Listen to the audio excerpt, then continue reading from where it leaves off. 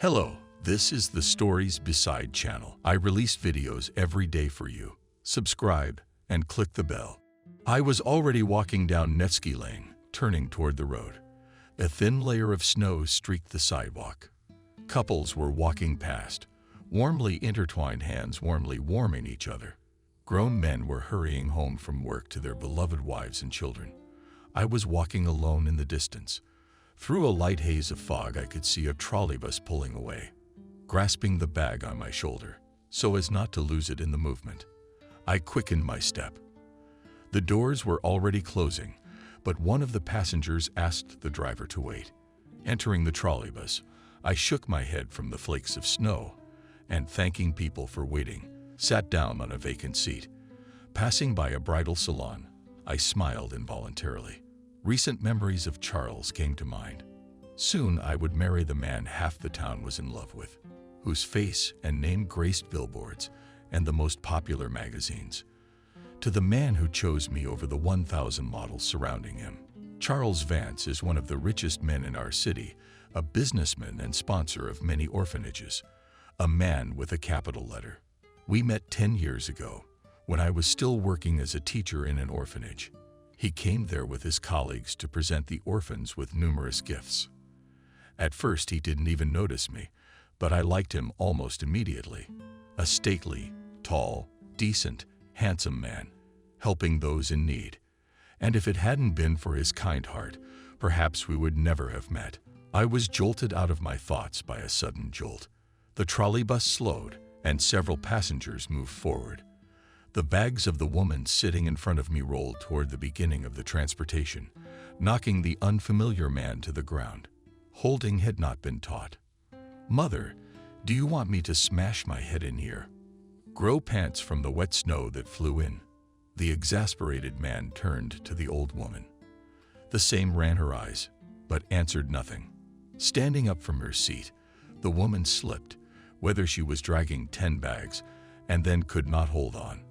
On the face of the stranger appeared obvious dissatisfaction. He angrily kicked the lying bag, from which it tore, and the contents fell out directly onto the dirty floor. Seeing the confused woman, I jumped up sharply from my seat and approached the perpetrators of the noise.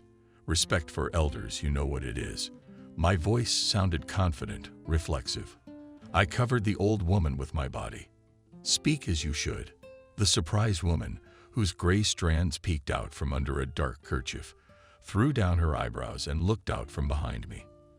The man was taken aback, but he was still aggressive. "Why are you meddling in other people's conversations?" His hard gaze went straight to my eyes, but I didn't back down. "I'm talking as I see fit. Let him watch his rags. I wish your children would talk to you the same way."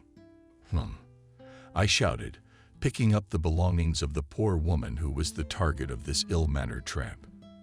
The stranger shouted and headed for the exit. The other passengers watched the scene intently, not even trying to get into the fray. "Are you all right?" I gently stroked the woman's back and put her bags on the empty seat next to her. The old woman, as if still reeling from the situation, slowly sat down and looked at me with grateful eyes. "I'm fine, daughter. Thank you so much. You didn't have to fight with that fool for me." She motherly took my hand in her rusty but soft palms and smiled. "What's your name?" "I'm Kathy."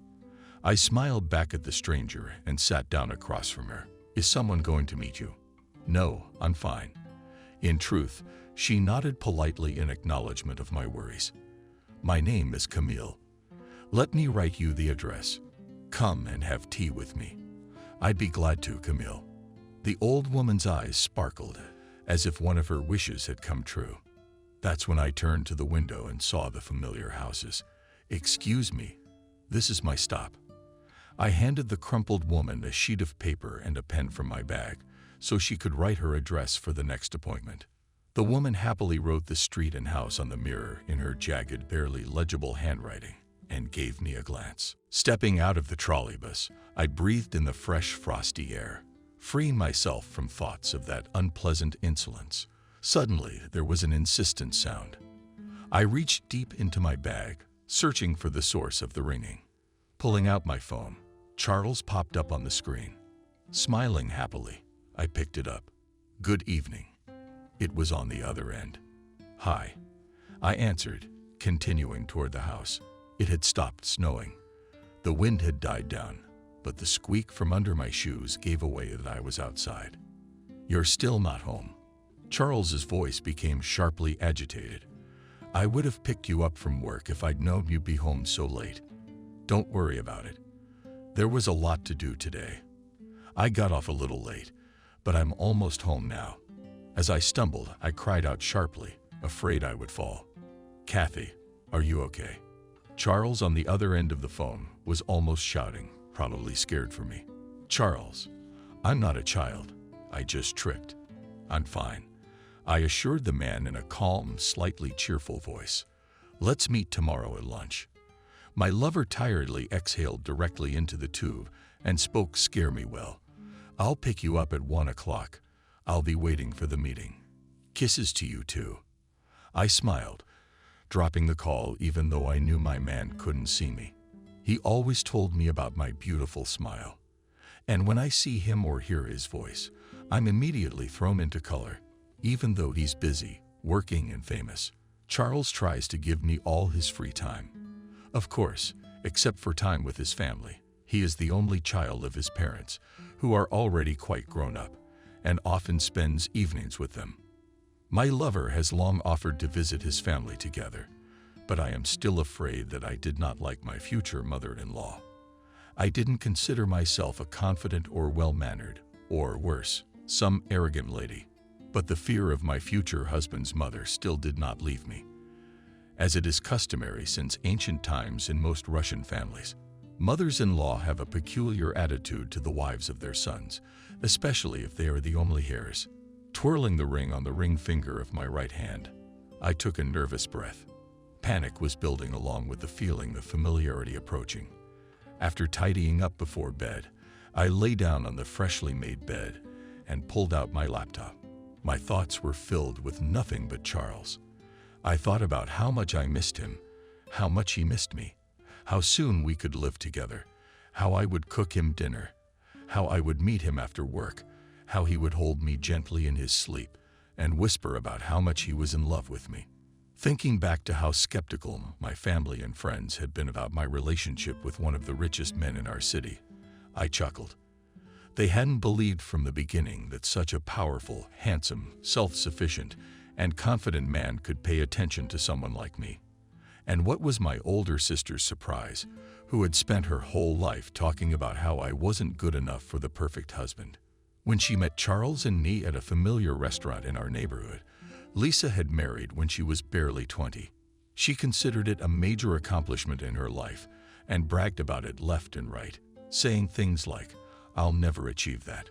My mother and father were always supportive of the eldest daughter, continuing to trample on my own dignity, humiliating me with words, actions, and attitude. But I loved them despite their behavior towards me, respected them, helped them, and never turned my back on my family no matter what. The ringing of the phone made me get out of bed and clear my thoughts of the echoes of the past. "It's ringing," I answered quietly. The rustling in the receiver alerted me. "Yes, I can come to you." A woman's barely audible and voice echoed on the other line. I nervously recognized the familiar voice. It was Lisa. "Lisa, are you okay? Why are you calling so late?" I asked worriedly. "Can I come over?" My sister asked again, trying to suppress the hoarseness in her voice. Probably out of tears, I only said yes and waited impatiently for Lisa to arrive so I could finally find out what had caused such a late call and visit. Putting on my house robe, I went to the kitchen, put the kettle on, and sat waiting for my big sister to arrive. I would never leave her or my parents in a time of need, no matter what our relationship was. Lisa hadn't called me in over a year, citing business, family, raising a son, and generally I'm the youngest and should call on my own. But now, at 12 o'clock in the morning, her voice spoke of something else. It begged for help, even though it didn't say so directly. Insistent. And I was already at the front door, taking the iron door away. And looking at my sister with a frightened look, I gasped, "What's wrong with you?" Before me, I saw not that cheerful, smiling and cheerful blonde girl I remembered, but depressed and clearly not caused. All frightened girl who covered her bare shoulders with only pain in such a bitter cold. "Kathy, I'm sorry. I have nowhere else to go." Her sister's voice was shaking herself. She was shivering, shifting from foot to foot. Lowering my eyes down, I noticed that Lisa was standing barefoot. I silently hugged my sister, and she nestled against my chest with desperation, encompassing me with her cold, skinny arms. Without a word, I led Lisa into the kitchen, sitting her down at the table. I went to get my things, choosing the most appropriate clothes. There were 1,000 thoughts brewing in my head, but one of them was the one that most resembled the truth. Her husband, a cruel tyrant, had kicked her out of the house without even a chance to dress. And I was seething with anger that some jerk could treat my sister like that, even though they have a child together. "And I'll pour you some hot tea." I handed my sister warm socks and a cozy sweater, and I headed for the supervisor's office. My hands were shaking, whether from worry for a loved one or for injustice to my sister. Lisa tapped her nails nervously on the table, looking away from me and toward the door. "Drink." I handed my sister a mug of hot chamomile tea, hoping it would calm her down a little. I tried to catch her gaze, but it was in vain. She was looking anywhere but into my eyes. "Explain to me what happened." "I apologize to you, Kathy." Lisa sobbed and then broke into sobs, occasionally gasping from her own hysterics, and put my arm around her shoulders, gently stroking her back. Words wouldn't have helped here, so I tried to soothe my sister only with actions. After a while, we moved into the room. Lisa was curled up on the bed, staring at the door without taking her eyes off it. "Can you tell me?" "I won't tell my parents anything, Lisa." My voice was quiet, but my sister heard me. "He kicked me out. He cheated on me and kicked me out." My eyes were still fixed on one point. Only my voice sounded hoarse and detached. "John said he was going to take my son away from me." My eyes widened, and I was visibly nervous. Even though I rarely saw my nephew, I loved him, and I wasn't ready for him to be in the hands of this fool in love, even if his parents moved away. "He needs to stay with his mother." Even though Lisa was not a very good friend and older sister, she treated motherhood with awe and love. And Liam loved his mom too much. When Lisa married, John seemed to everyone to be a fairly adequate, fun, and loving man. But his behavior at that moment kept me on my toes. I tried to warn my sister, but my word against my dad and mom and my sister's crush meant absolutely nothing. Perhaps situations like this had happened before, but I was not privy to them, just like my parents, because the Smith family was always set as an example to me that one should be just like Lisa, find a man like John, and live happily ever after in the communal living quarters of her husband's late mother. Now that Lisa is completely devastated and exhausted, bereft of the will to live, lying in my home not knowing what to do with her tyrant husband, my fears from 10 years ago have been confirmed. He is not worthy to be my sister's husband. And despite the fact that Liam loves his father, he is not worthy to be the one. I can talk to a lawyer I know. "Will you be divorced? Will Liam stay with you?" I whispered, hoping to rouse my sister. She only looked up at me, waving her head in denial. "I love him. We just need to make up," Lisa whispered, covering herself with a blanket. Stunned, I jumped out of bed and spread my arms. "You're crazy, Lisa. That man has no respect for you. If he cheats, he doesn't love you. He's blackmailing you with his son. You have the right to go outside in 30-degree cold, without shoes or clothes. And you're still talking about love." My eyes blurred and my thoughts were filled with hatred for my son-in-law. I wanted to protect my sister and do everything I could so that this rude man would no longer be able to hurt the one I loved. Lisa didn't say anything, only occasional sobs, sluggishly hiding her face under the bed. Liam and her parents asked me rudely.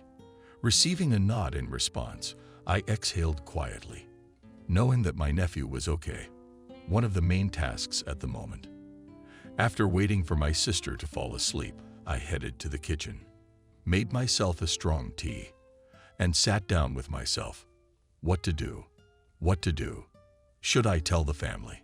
Should I call the lawyer in secret from my sister? Or maybe have a conversation with John so that he realizes his mistake?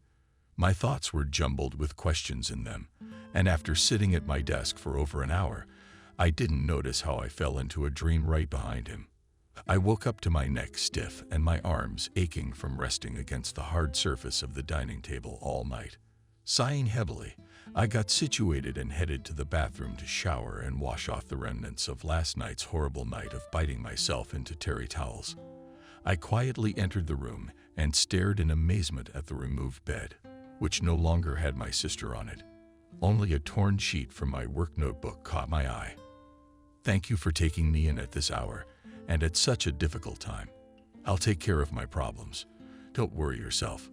With gratitude, Lisa." As in childhood unbearable, I muttered to myself under my breath as soon as I read the note. I didn't expect anything more from my sister, knowing the dislike she had for me. I smiled warmly as I ran my fingers over the uneven letters on the sheet. She'd left me notes like that when I was a teenager. Usually she asked me to cover for her in front of her parents while she ran off to discos and boyfriends. And at the end, there was always a threat to make sure I didn't screw her over in front of her father and mother. Lisa didn't know how to thank for help, no matter what it was. She might have wanted to, but she couldn't because of her pride, her temper. She didn't like to show weakness. I missed my family, but I wasn't sure if they did. That's why I visited Mom and Dad so rarely, and my sister even less often. Glancing at my watch, I realizing that I was already late for work. In a hurry, I grabbed my bag and keys from the nightstand and left the apartment, leaving my gloomy thoughts behind. After greeting my colleagues, I went to my office to do the paperwork for the children whose parents would soon be coming to pick them up. For a year, I have been the head of the orphanage, where I started working as a teacher. When I opened the first file, I laughed. It was said that Vaughn would never be taken too naughty, and now I found a mother for Zurianov. Having attached the photo to the sheet, I continued my work. There was a knock at the office, and he came in. John. I was surprised to see my son-in-law on the doorstep. "Where's Sliska?" He didn't even deign to say hello. Dark-haired man began to ask questions to me. Why do I know whose wife is mine? Deciding not to specify where exactly his wife spent that night, I answered with a question I know that she called you at night. John stepped up to my desk and fixed his angry gaze directly on me.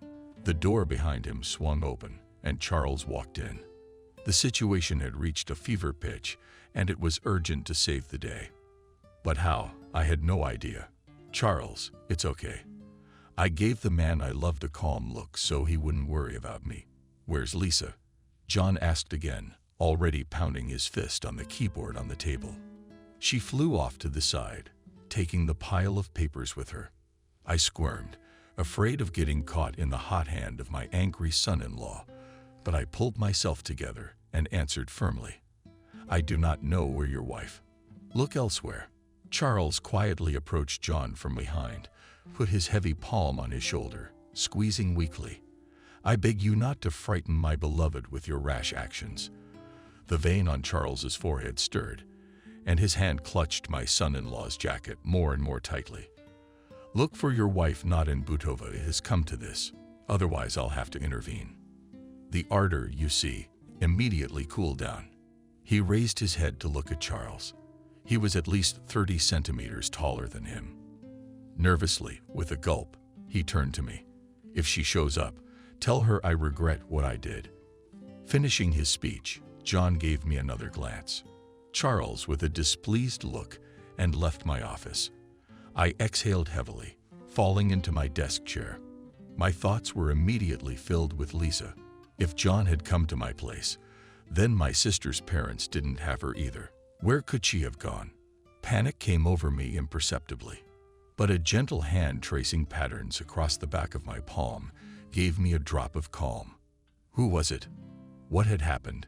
My favorite?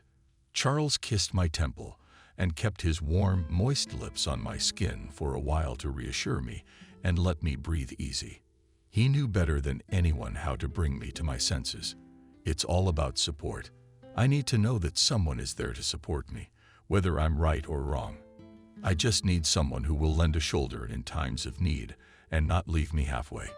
In the difficult times of my life. Remember Lisa, the one we met at the restaurant? My fiancé nodded approvingly. That's her husband. She showed up at my door last night barefoot, naked, a year after we last met. He kicked her out, promised to take the baby, and this morning there was no sign of her. I thought she'd gone home or gone to her parents' house, but now I'm confused as to where my sister might be, plunged into the most negative outcomes of events lying at the bottom of my heart. The panic was building again. In my chest, she could be anywhere. She has no friends, no more relatives. Anything could have happened to her. And the worst part was that she could bring the trouble on herself. Kathy, don't worry. I'll call my contacts and we'll find her as soon as possible. Charles touched my arm and turned me toward him. I buried my nose in his broad chest and cried quietly. Throughout our relationship, I'd never shown my feelings about my family in front of him. I was always afraid of judgment on his part. Why am I so careless of the people who raised me? And why am I so reluctant to talk about my older sister? So the topic of my family was rarely broached. And if we did talk about her, I told her that everyone close to me was doing well, feeling great. I wasn't lying to her, because Charles was the closest thing to me. After a few minutes, I pulled myself together, and after seeing the man I loved that I was fine, I headed to the principal's office to ask for time off. I frantically dialed my mom's number to ask when the last time she had seen Lisa and to see if she knew what was going on between her favorite daughter and son-in-law. "Mom, hi," I whispered, trying to hide the anxiety in my voice. "Kathy, terrific. Muja." In a voice I immediately realized John brought her nervously out of my eyes, back into my head. I tried to put together the right sentence, so as not to scare my mom even more and not to set my sister up.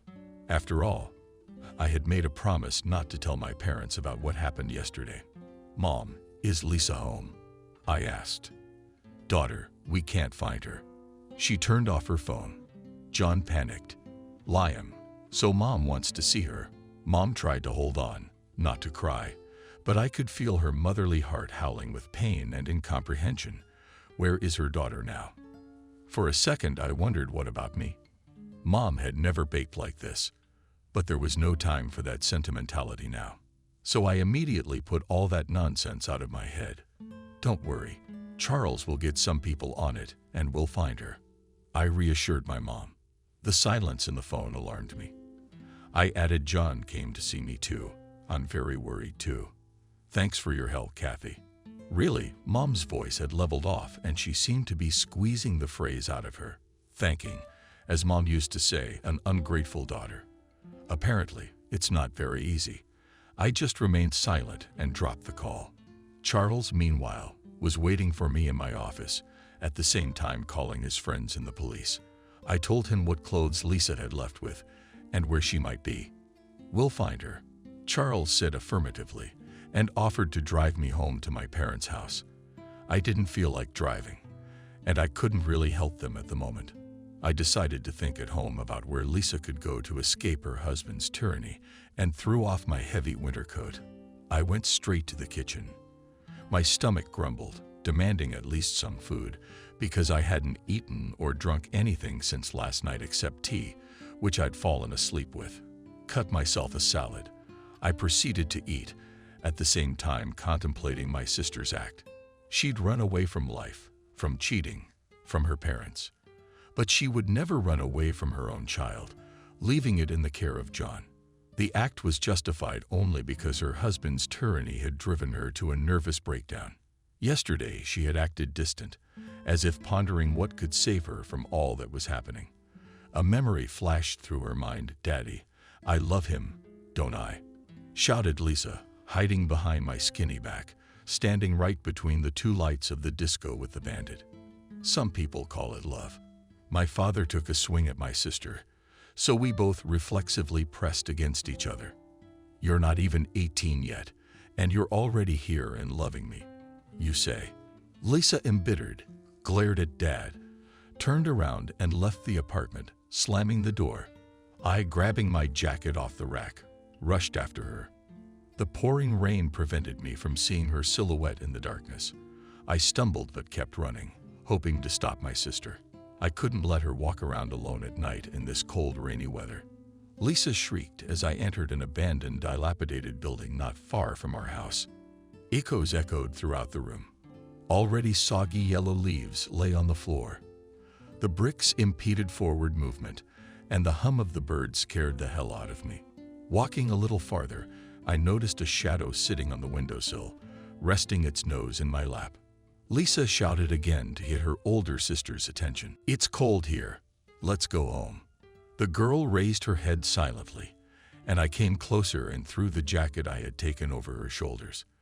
We sat in the dark, and only the light of a street lamp in the next street gave us some illumination. The silence was soothing, thoughts felt. The fresh, cold air gave us a chance to breathe.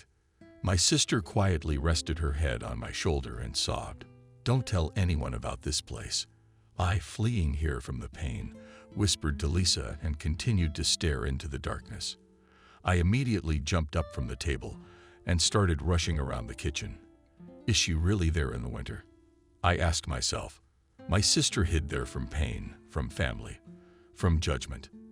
And most likely, she remembered this place at such a difficult moment for her. Grabbing my phone, I immediately called Charles and asked him to take me to the place, making him promise not to tell anyone about it. Even after 13 years, I wished I could keep that little big sister secret. We drove at breakneck speed, outrunning the cars ahead of us. Charles pressed the gas to the floor, recognizing that we might find my Lisa. "You asked confidently." Charles took my hand and gave me a warm look. I nodded and squeezed his fingers in my palm. As I drove up to the ruined building, my heart sank. I was afraid to see the worst possible outcome there. Afraid that my sister might have done something irreversible. "I'll do it myself," I told Charles, stopping him just before the entrance. Walking down the familiar path, I froze, hoping for the best. Turning in the right direction, I exhaled with ease. Lisa was sitting on the very windowsill by the cats in the play she had apparently taken from my house. I walked quietly over to her so as not to startle her with my presence, sat down next to her, and gave her a sisterly hug around the shoulders. She knew I was coming. She felt it, so she wasn't the least bit afraid. "For so many years I humiliated you, always telling you that you wouldn't be happy because of your soft nature. Mocked you." Her tear-red eyes rose guiltily at me. "But only you came for me. Me, your sister Lisa." The veil slowly made my pupils. "I will always be there for you, even when you can't see it." She clutched her frost-dried hands into my coat and cried quietly. It wasn't as hysterical as yesterday, but it too was full of pain and fear. I ran my hand through her blonde hair, pulling her close to me. Pearls of tears dripped from my eyes, coating the plate with wet spots. My sister didn't push away, only harder. The two strong-spirited women outside, showing their hatred for each other, sat and cried together, helping to heal, to shake the drops off their cheeks. I turned to my sister. "Come, I'll take you to my place. You get back to normal, and we'll go through with the divorce and pick up Liam. Thanks for your help. I've really missed you all these years," thankfully giving me a smile. Lisa rose from the cold surface. We headed to the car, where an excited Charles was obediently waiting for me. Seeing me and my sister, who was in a not-so-good state, he nodded understandingly and silently opened the door for my sister. We drove in silence, listening to the radio at minimum volume, so as not to disturb the already sleeping Lisa in the back seat. I turned occasionally and looked at my sister warmly. No matter how much we fight or what we say to each other, we are sisters, and our bond is unbreakable, even through a dozen years from driving us and going home. "Rest. Did you do a lot to help me find her too?" I whispered, so as not to wake Lisa. "You're welcome. She's part of my future family, after all. Charles smiled and kissed the back of my palm. I blushed angrily and gave him a look full of love and gratitude for everything he'd done for me. We walked into the house with Lisa, and she immediately went to rest. She wanted to go see her son, but I assured her that he was fine. After texting my mom that Lisa was fine and she was with me, I decided to rest too. I ran a bath, prepared a glass of white wine that was left over from my birthday party. I turned on a movie and started to enjoy the atmosphere. I was finally able to fully relax and feel light for the last 2 days. The water was dyed a soft pink color from the bath bomb I had used. The lather enveloped my feet, and I enjoyed watching the action of the movie. Again, that annoying ringing of the phone broke the idyll I was in. Christina popped up on the screen as the director called. Immediately, bad thoughts arise in my head. Wiping my hands on a towel, I answered the call. "Kathy, we have an emergency." The excited voice of the headmistress scared me terribly. "What's happened?" "Vahan is in the hospital, in intensive care. His psychologist-to-be mother is here, away on family business. There's a whole mess going on." The tone was getting louder. In the background could be heard a woman's terrified scream and voices trying to calm her down. "I'll be there soon," I replied and ran to pack in a hurry. I had to wait longer than usual for a cab. My head was wet. The wind was blowing in my ears. I froze to the bone while I waited for the car in the driveway. I raced to the orphanage. Without even taking off my outerwear, I ran to Christina's office. "Tell me, what hospital is he in?" "He's my son," shouted Emily, grabbing our principal by the blouse. Even looked as scared as possible. "Emily, get a hold of yourself. We're going to sort this out now," I interjected into the furious woman's monologue. She was crying and screaming at the same time. She shifted her already tired, heavy look at me and sank down on a chair. "We will go to the hospital together with you now, but on one condition." The woman listened to me attentively, and as soon as I told her about a possible meeting with him, she literally lit up. "I'll talk to the doctor. But you must understand the adoption papers are not ready yet, and you are not yet his full parent. The closest people are usually allowed in the NICU, so I'll do what I can," I concluded. "Encourage Emily." She nodded. I asked her to wait for me outside the office for just a few minutes. After learning all the details of Safin's case, we went to the hospital together with the expectant mother. The woman sitting behind the wheel of her car looked confused. Her eyes were staring into the void. Her hands were shaking and her heart was clearly bleeding. Vahan was not her blood child, though, and she had wanted to take him away long past the age of an infant. Emily loved this venturesome, cheerful little boy with all her soul, and Ilyusha, always hearing her voice, ran from the farthest room into the hall to chat with his mother for a minute. With each meeting, they grew warmer and warmer toward each other. The love grew, and so did the affection. So it was very hard to look at a depressed Emily, who had just found happiness and was afraid of losing it again. He would be fine. I supported the woman. Elisi died when he was 8, just like Ilyusha. Emily suddenly spoke. "If the same thing happens to me that happened 7 years ago, I will not forgive myself. You didn't mention this moment when you applied for adoption." I answered, looking into the woman's face. "Mentally, I'm completely healthy, and I don't see any similarities between him and my late son. I just want to feel like a mother again and give this beautiful boy a better future." She slowed down, giving such details. "I'm afraid my heart can't take another loss this serious. Kathy, I want to love and be loved." I nodded understandingly and stroked the woman's shoulder. She waved the tears from her cheeks and fixed her quail strands that were getting in the way on the road.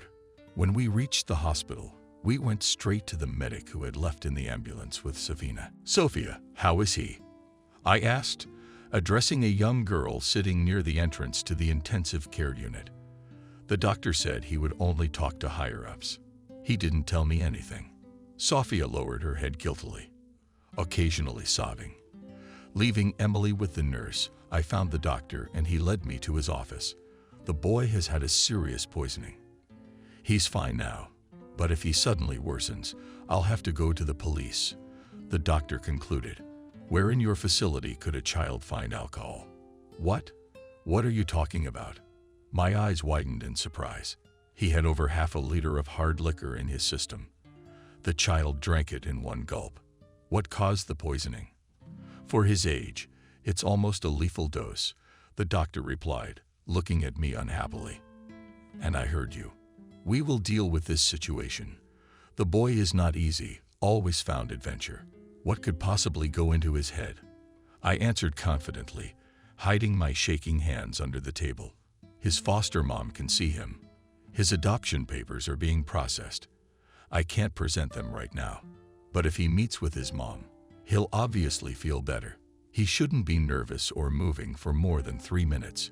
He's conscious, but he's in serious condition. For his age, a nurse will see you out. Tell me, did Filatov authorize it? Disgruntled doctor threw and again ducked into a pile of papers on his desk, and I thanked him and hurried to rejoice Emily. Soon the woman was escorted to the boy, and I stayed behind to wait for her. Remembering the wonderful 15 minutes of quiet time I'd had in the bathroom brought a warmth to me.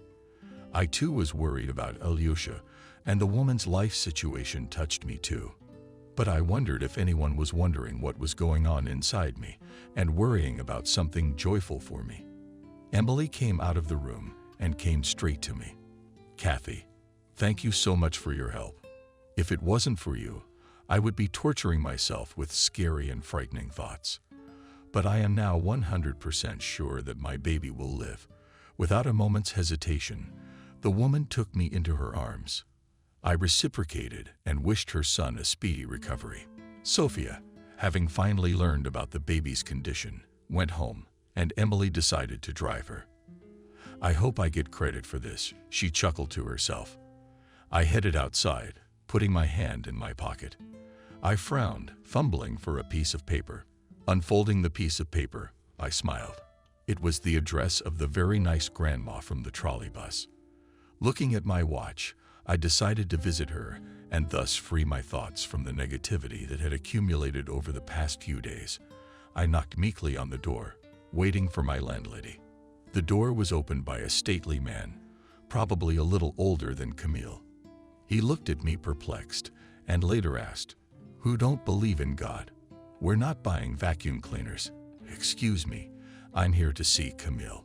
An old lady looked out of the man and immediately broke into a smile. She owed me a mug of tea.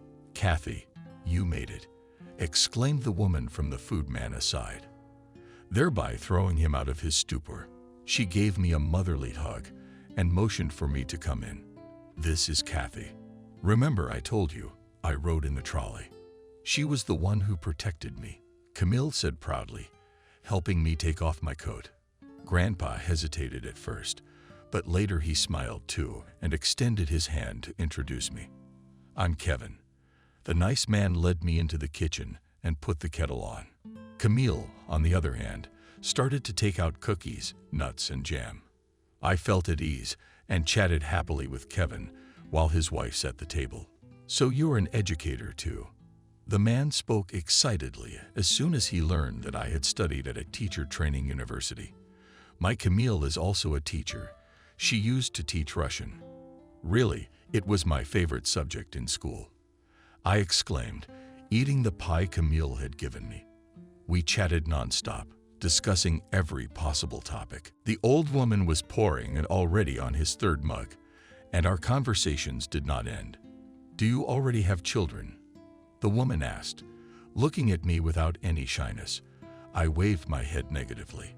"We have only a son, and that too from an orphanage, but ours." There was an awkward silence in the air. I decided to lighten the mood. "Mom didn't give birth like that, but brought him up like that." I took the woman's hand and stroked the back of it with my other hand. She smiled.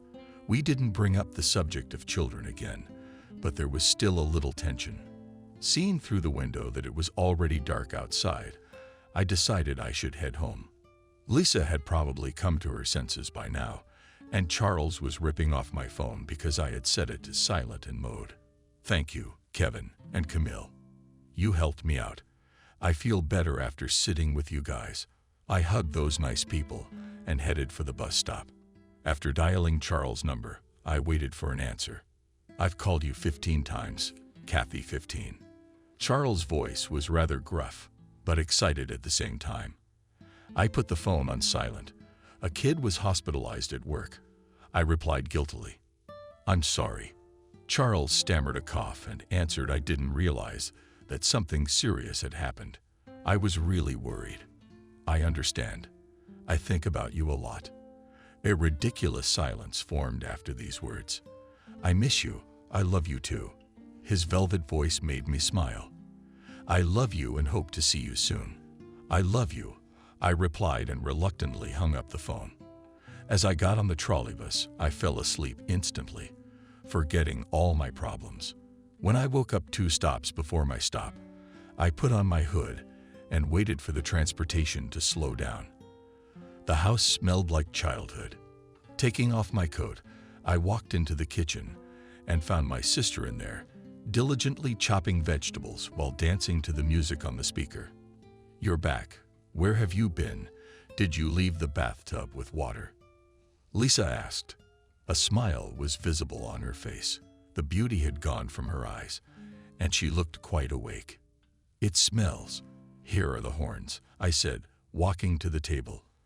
I had things to do. Didn't get into it at work. I see you're feeling better. I made up with my favorite sister. Soon, getting rid of the tyrant husband. What could be better, my dear? Laughing, Lisa replied, putting the ingredients for the salad into a bowl. Thought I'd treat myself to your favorite food. Saw cottage cheese in the fridge, so I made some rusks. Are you happy? I nodded without further ado and pulled my arms around the girl. For a tight hug, she came over, and we were reunited. Just like when we were kids, to old songs and the smell of cotton candy wafting through the apartment. We lost track of time, chatted nonstop, remembering the past and telling the present. In my sister's eyes burned the very fire that John had once extinguished in them. I left the Waddles, drinking my tea, and listened intently to my sister. She was excitedly telling me how her son was growing up, how he resembled me as a child, how she missed me in the difficult moments of her life, despite her attitude toward me in the past. I was glad that this particular person had come back into my life somewhere in the back of my mind. My inner child cried tears of joy that at 28 years old, he had found a big sister. Lisa looked back at my facial features with admiration, occasionally touching my hair. She saw herself in me. And though we weren't alike in personality, we were insanely similar in appearance. Dark as coal, hair as thick as coal, beautiful eyebrows and brown eyes like the core of a planet that you wanted to drown in. We achieved each other's love, which we were very happy about. Now at 2 o'clock in the kitchen, drinking tea together, I woke up to movement next to me. Lisa turning in different directions, almost pushing me out of bed. I lost my eyes and stared at the clock 7:30 in the morning. There was literally half an hour left to sleep, but I decided not to tease my body and grudgingly swore by the bathtub. Even at this early hour, nothing could spoil my mood. I took a shower, did the necessary facials, and decided to curl my thick black hair. After half an hour of torture, I had a charming style on my head. I could wear it to a wedding. I heard behind me. A sleepy Lisa was smiling in the doorway, looking at me. Oh, come on. I laughed, applying balm to my lips. I have to be irresistible at a wedding. I always do. My sister gently ran her hand over my back and went to take a shower. After packing, I went to work, while sending a good morning message to my favorite man. Yesterday, I felt ashamed for forgetting about him and making him worry in hopes that today would pass without incident. I was thinking about having a romantic dinner with Charles this evening. Walking into work, I received tons of compliments on my hair filled with color. I headed to my office. There was the most unexpected surprise waiting for me that I never imagined. Noah, what are you doing here? I asked in surprise, staying close to the door. It's good to see you too, Kathy. The man smiled wryly and walked over to me. I'm not. Why did you come here? Shaking hands betrayed my indignation at that. I took a step back. My first, but also my hardest love, the one I'd spent years trying to forget, was sitting in my office, sprawled on a chair in a masterly manner. It's been 7 years since we last met, and on that fateful day I hoped I'd never see his smug face again. But fate thought otherwise. Don't be afraid. I came not to Kathy, who was head over heels in love with me, but to the head of Kathy's orphanage. His grin never left his lips even now. For as long as I could remember, he'd always been such a narcissistic, arrogant kid.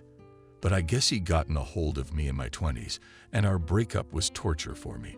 What you need? I took off my coat and snapped at him. You haven't changed a bit. You're still beautiful, slender, bold. Noah gave me an animalistic look and smiled.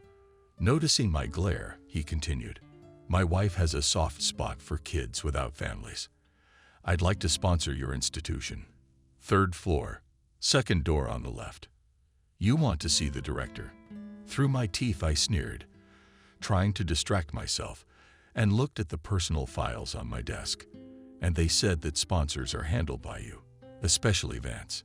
Hearing the last name of my favorite person out of his mouth, my fists clenched involuntarily. I jumped up from my seat and pointed my finger at the door. I'm sorry, I didn't mean to. My thoughts are all jumbled up. I don't know what I'm saying. Bracker hesitated, throwing me into a stupor. I've never seen him so lost. A moment ago, his sneers and chuckles filled the office, but now his confidence was gone. My wife is dying. The man blurted out. He touched every object on my desk to keep his hands busy. What are you talking about? Sitting back down, I asked. You're supposed to know what true love is, right? He asked sharply, raising his guilty eyes to me. I nodded. I met her 3 years ago. She's young, confident, and her eyes are like an ocean you want to drown in. He spoke of his wife with admiration, as if she were something impossible, beyond the reach of ordinary people. 2 months ago, we found out she had cancer. Terminal brain cancer. His gray eyes filled with tears. Nerves made him drop the magnet he'd grabbed from my pencil case. She had dreamed of children, but now she asked me to give all her savings to orphanages, so I did. Now she wants me to sponsor at least one orphanage in her memory. I covered my eyes, trying not to feel the pain. What is Noah feeling right now? I didn't know what it was like to know that your love could leave you at any second.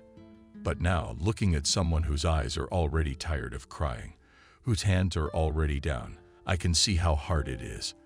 I want her name to hang on your wall of honor for the rest of her days, to be immortalized here. It embedded itself in my heart as well. An innocent tear fell from my eyes as I listened to Noah's story about his wife. I forgot about the pain this man had caused me. I pulled myself together and was willing to help him with the paperwork for the long-term sponsorship to make this all go faster. I will do my best to get it all set up. Go to the director and submit the paperwork as soon as possible, and leave me a picture and your wife's information. All funds coming from you will be recorded in her name, I concluded. I hope for the best. Noah, thank you so much for your help, Kathy. He looked at me so warmly and tenderly that I wanted to support him. I walked over to my former lover and hugged him. Hang in there, I said and looked at the man. At that moment, I realized that life could turn 360 degrees in a split second, with no way to turn back. Noah looked as if he were dead. When he talked about his beloved, even men like him can love so much that they would do anything for someone whose heart beats only for him.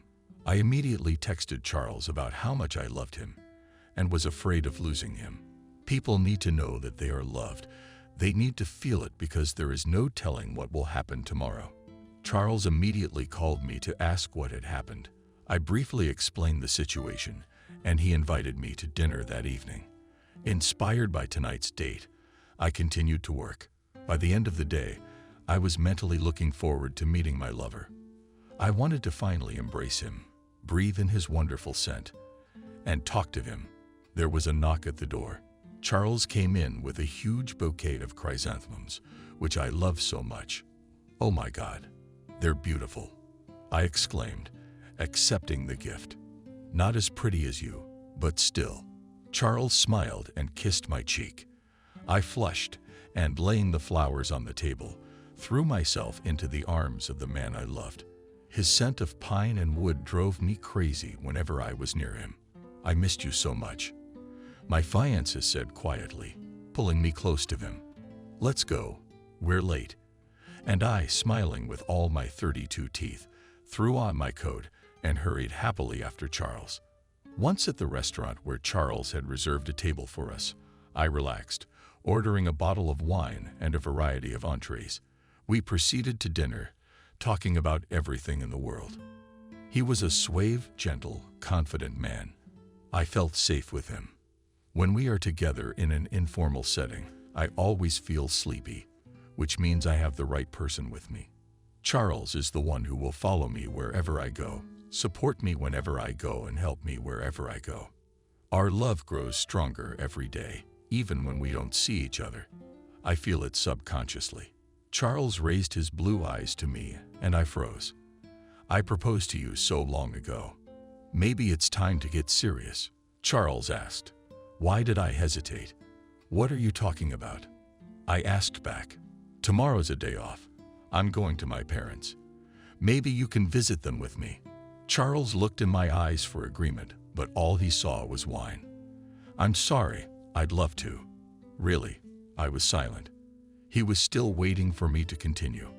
I want to deal with my sister and brother-in-law, do the paperwork, and wait for Vaughn to be discharged. I feel responsible for all of this. I want to go to your family with a pure heart. But that's obviously not right now. Charles nodded understandingly, but at the same time resentfully, and continued eating his steak. After a couple minutes of silence, he did speak. You always think of others first. When are you going to start thinking about yourself? I was running out of time, appearing as a piece of beef. When I heard those words, I knew that Charles was right now more than anyone else. But I couldn't abandon my sister to her fate. I promised to help her with her divorce and her son. The story of Vaughn and his mother is also a sad one. And my happiness is probably not as important as their grief. It's the same situation with Bracker. I was afraid to lift my head and look into my fiancé's face, because he's waiting for me to be ready to meet his family so he can start preparing for the wedding. And I, with my overly kind heart, am doing anything but my personal life. I'm sorry, Charles, but that's who I am. I take responsibility for what I do. After finishing my glass of wine, I grabbed my purse and left the room without saying goodbye. The frost was getting colder, and I wanted to wait for the trolley. But I decided it would be more comfortable and faster to take a cab. Charles took his time getting out to stop me. He knew I needed to cool down and be alone with my thoughts. When I turned around, I saw a familiar figure standing at the entrance to the restaurant I'd just left. Mom, I shouted, hoping my eyesight was failing me. My mom, dressed in a gorgeous burgundy dress and brown mink coat, was chatting sweetly with a man unknown to me. She turned around startled at my voice, and as soon as she saw me, she grabbed her conversation partner under the arm and walked into the establishment. I waved my head, referring to my inebriated mind, and I thought I had imagined it. The cab stopped, and I deftly jumped into the car. I give you my address. When I got home, I didn't find my sister. A puzzle was forming in my head. I frantically dialed my sister's number and paced around the apartment, waiting for her to answer. Lisa, hi. Where are you? I asked. My mom called, asking me to come over. She had to leave on business. Don't worry, I'm fine, my sister replied. In the background, I heard my father's laughter and Liam's children's voices. Is Mom okay? Abruptly, I spoke up. Sister only said they were fine and invited me to visit, which I declined. Again, a pile of questions. Why was Mom at that restaurant? Did Dad know what she was doing there? And who was that mysterious man next to her? My temples were burning. The feeling of my brain melting wouldn't leave me. I was nervous. I couldn't find my place. I didn't even know what it was that was making me question myself so much. Cheating is my biggest fear. But cheating on your mother with your father is worse than if it happened to me. I couldn't take it any further, so I called my mom. "Mom, good evening." My voice sounded pretty rough. "Hello, daughter." My mom's gentle voice alarmed me. The last time she had called me daughter was over 15 years ago, not counting the latest situation involving Lisa's disappearance. "Where are you now? Can we meet?" I decided to ask the question right up front. "I can come to your place after the big meeting." My mom threw me the text address and immediately disconnected. I looked at the faded screen and waved my head. "No way," I said to myself. She hadn't been to my house once since I'd moved away from them. I hurriedly texted the address to my mom and waited for her almost at the front door. Charles hadn't called, but I was worried about him, even though it wasn't a good time. So much had happened in the last few days that my head was bursting with trying to find answers to all the questions in it. More than an hour and a half passed, and still I sat in the kitchen waiting for my mother.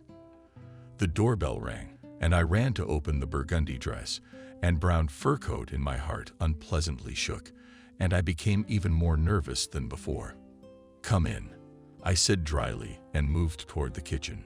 Mom took off her outer garments without a trace of shame, and I noticed how deep her cleavage was. "At such an advanced age, I know what you want to talk to me about." Mom sat down across from me, not even bothering to hug her daughter. "No matter how I feel about my father, he's still my father." "How can you do that?" I raised my tone sharply without breaking eye contact with my mother. "You should have listened first," risked my mother's stern voice. I slowly lowered myself into the chair and raised my eyebrows questioningly. "Your father has huge debts with nothing to pay," Mom concluded, watching my reaction. "This meeting at the restaurant could cover them once and for all." I rounded my eyes and didn't even know what to say to that. I didn't want to know what exactly Mom was up to, but I wanted to get this masquerade over with as soon as possible. "The amount of the debt," I blurted out, not waiting for the story to continue. Mom looked at me in surprise. $1,500. The woman cut me off, as if to tell me, "How can you help me? I'll give you this money, and you finish your meetings with strange men." My nerves were fraying, my palms were sweating, and I wanted to get rid of company like my mother. She didn't comment on my words in any way, but I could see on her face that she was dumbfounded as much as I was. I walked to the bedroom and pulled an envelope called "wedding" from the nightstand. I had been saving money for it, knowing Charles was rich, but I wanted to contribute to our shared event. Holding out exactly $1,500 to my mother, I spoke. "Tell your father the relatives helped or sold some gold. Don't say I gave it." Mom's eyes glistened, and she lowered her head. Something inside her ached. Seeing the mother crying, even a mother like that, is very hard. I wanted to hug her, kiss her, and tell her that I still loved her. But my pride was greater than my weakness in front of my loved ones, especially when they care so much about you and your family. "Thank you for your help, daughter," my mom whispered and looked guiltily into my eyes. She left my abode. I slowly slid down the wall to the floor and cried. I couldn't stop mine. The tears came. There was a lump in my throat. My head was bursting with migraines. She left without just saying thank you, without asking how I was, without asking what was wrong with me, without telling me how much she missed me, how much she loved the one she used to walk around like that as a child. Or Layla. I was ready to scream from that one, but I was also aching inside from the reanimated wounds inside that my own mother had inflicted on me. I had emptied myself completely over the last week of my life. My mind began to leave me, my body, and I lost consciousness. Waking up from the sunlight, I didn't realize where I was at first. Then, coming to my senses, I looked around. My head was still splitting open. Drinking a painkiller, I cleaned myself up and decided to distract myself from bad thoughts with work. There was no desire to communicate with anyone, and after just checking Messenger for messages, I pulled out my laptop to check the archive of old Fosters. Christina had instructed me to look for a child named Charles, and I set about checking the personnel files that we had only recently converted to electronic form. My eyes were blind, but I kept searching lest I fall asleep and think of those who were not thinking of me at all. Nervously flipping through my files, I caught a glimpse of a familiar birth date, 17080. I smiled, remembering Charles. I took a picture of the boy's file. I moved on again, but something told me to go back. The boy with the same birth date as my future spouse was also named Charles. There was no information about his family. The only thing listed was future guardians Vance and Vance P.W. My eyes rounded. I couldn't believe what I was seeing right now. Charles had never talked about the fact that he was an orphan, but the odds of him not knowing about it were very high. Could it have been a mere coincidence? Yes, but my gut told me it wasn't. I didn't know what I would do if I withheld such information from my loved one. It would be a lie, which I hate so much. But on the other hand, only parents should be told about such things. My principles won out, and I quickly called Charles, asking him to come to me right away. He didn't even ask any questions, said he was on his way, and hung up. I hastily prepared a light lunch to feed Charles, and then I frantically waited for him. The last few hours of waiting have been torture for me. Another bout of severe headaches knocked me out. There was a knock at the door, and later Charles came in, asking why the door was unlocked. Apparently, in my condition yesterday, I had forgotten to lock it after my mom came in. Charles, I'm sorry for leaving last night. I wasn't myself. I had so much on my mind, I said, but Charles held me close, kissing me gently on the top of my head.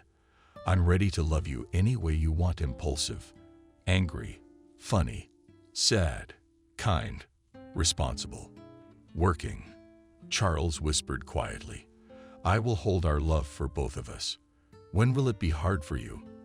I guiltily raised my eyes to the man and asked him to sit down. He obeyed and sat down on the bed. You look worried. Did something happen again? My lover asked, looking around the room, which was in chaos.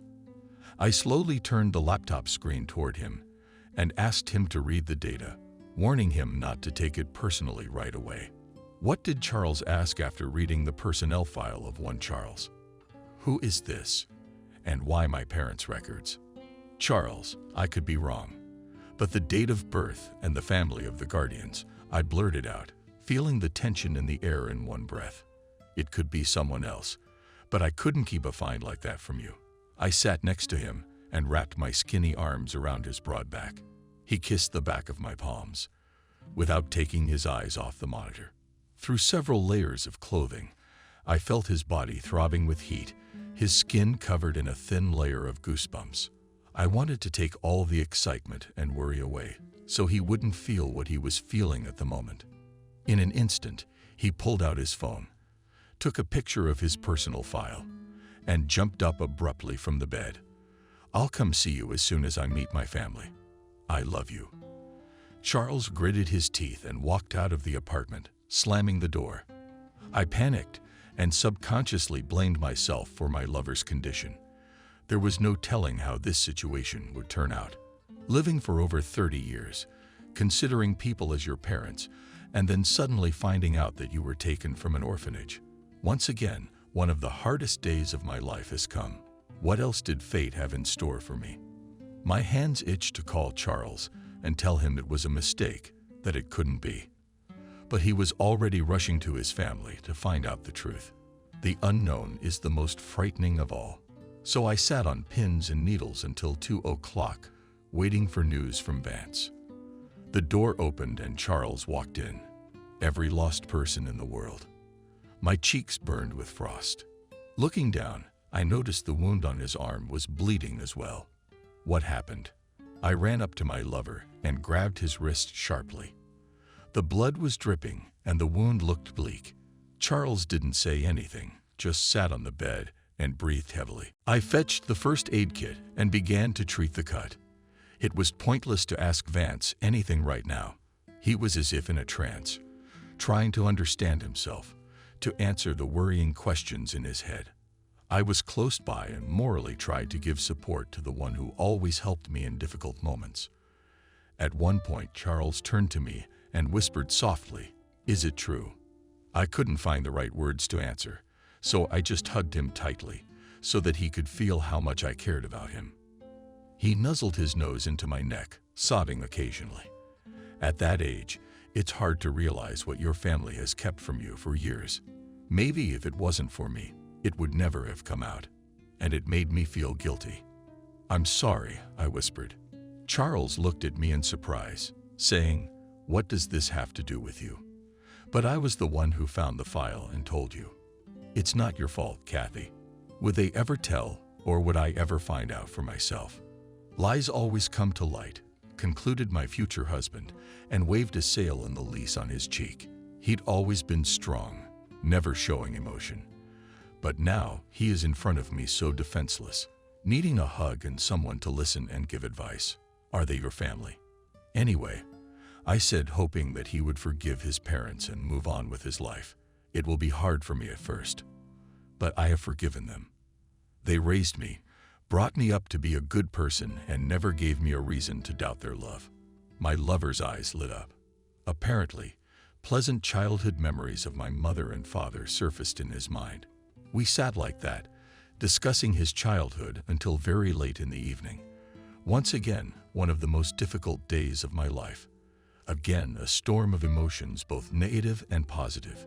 We fell asleep with Charles right in our clothes, next to each other, holding each other tightly against each other.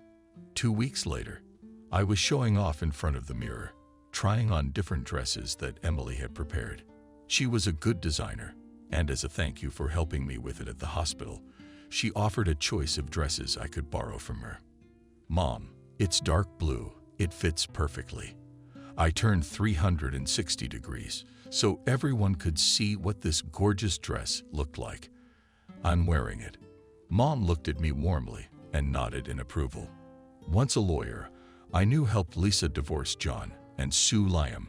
Relations in our family improved. Mom started calling me for evening tea parties. We grew closer, and our hatred between us slowly faded. I've probably forgiven her for treating me that way. I grew up, realized my mistakes, and my mother realized hers. We became one big friendly family, and it was time to introduce my family to Charles, the closest person to me. We were preparing for his arrival. I was hesitant, and Lisa and Mom were setting the festive table. Dad was wiping down his sports awards from his youth to show them off to his future son-in-law. He looked at me guiltily, sometimes as if he wanted to say something, but didn't dare. "Dad, are you okay?" I asked him as I walked into the living room. He turned away abruptly and rubbed the goblet harder, ignoring me. I turned to him again. "Daddy, daughter," Daddy said quietly, coming toward me. "Forgive me for everything, and thank you for the money." I raised my eyebrows in surprise. I had hoped Mom would hide the fact that she had given me the money for the debt. "I'm in favor of Meshkov." I only nodded. Dad smiled and kissed me gently on the cheek. "Be happy," said the gray-haired man, and went on with his business. A slight anxiety was building up inside. Excitement made my stomach churn, and my palms sweated with nerves. Charles should have arrived by now, so everyone was ready for him. Lisa wasn't worried, since she had already seen him and called him occasionally. Dad had the easiest time, since he's the head of the family. The doorbell rang throughout the house, causing the whole family to line up at the entrance. Charles, dressed in a chic dark blue suit, a tee with a black overcoat thrown on top, walked in with 3 large bouquets of red roses and a small bag. My mom eyed, and my sister's eyes sparkled.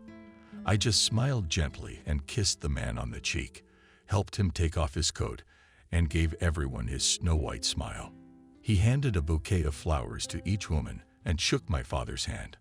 I was beyond happy as my dad chatted sweetly with Charles, finding a common topic of discussion. Liam was running around the room playing with a new toy given to him by his future uncle. The day I found my family and was finally able to introduce them to the man I loved. Charles admired Mom's pie and complimented his sister's salads, Occasionally, he would cast me a look of tenderness and love and laugh at Liam falling.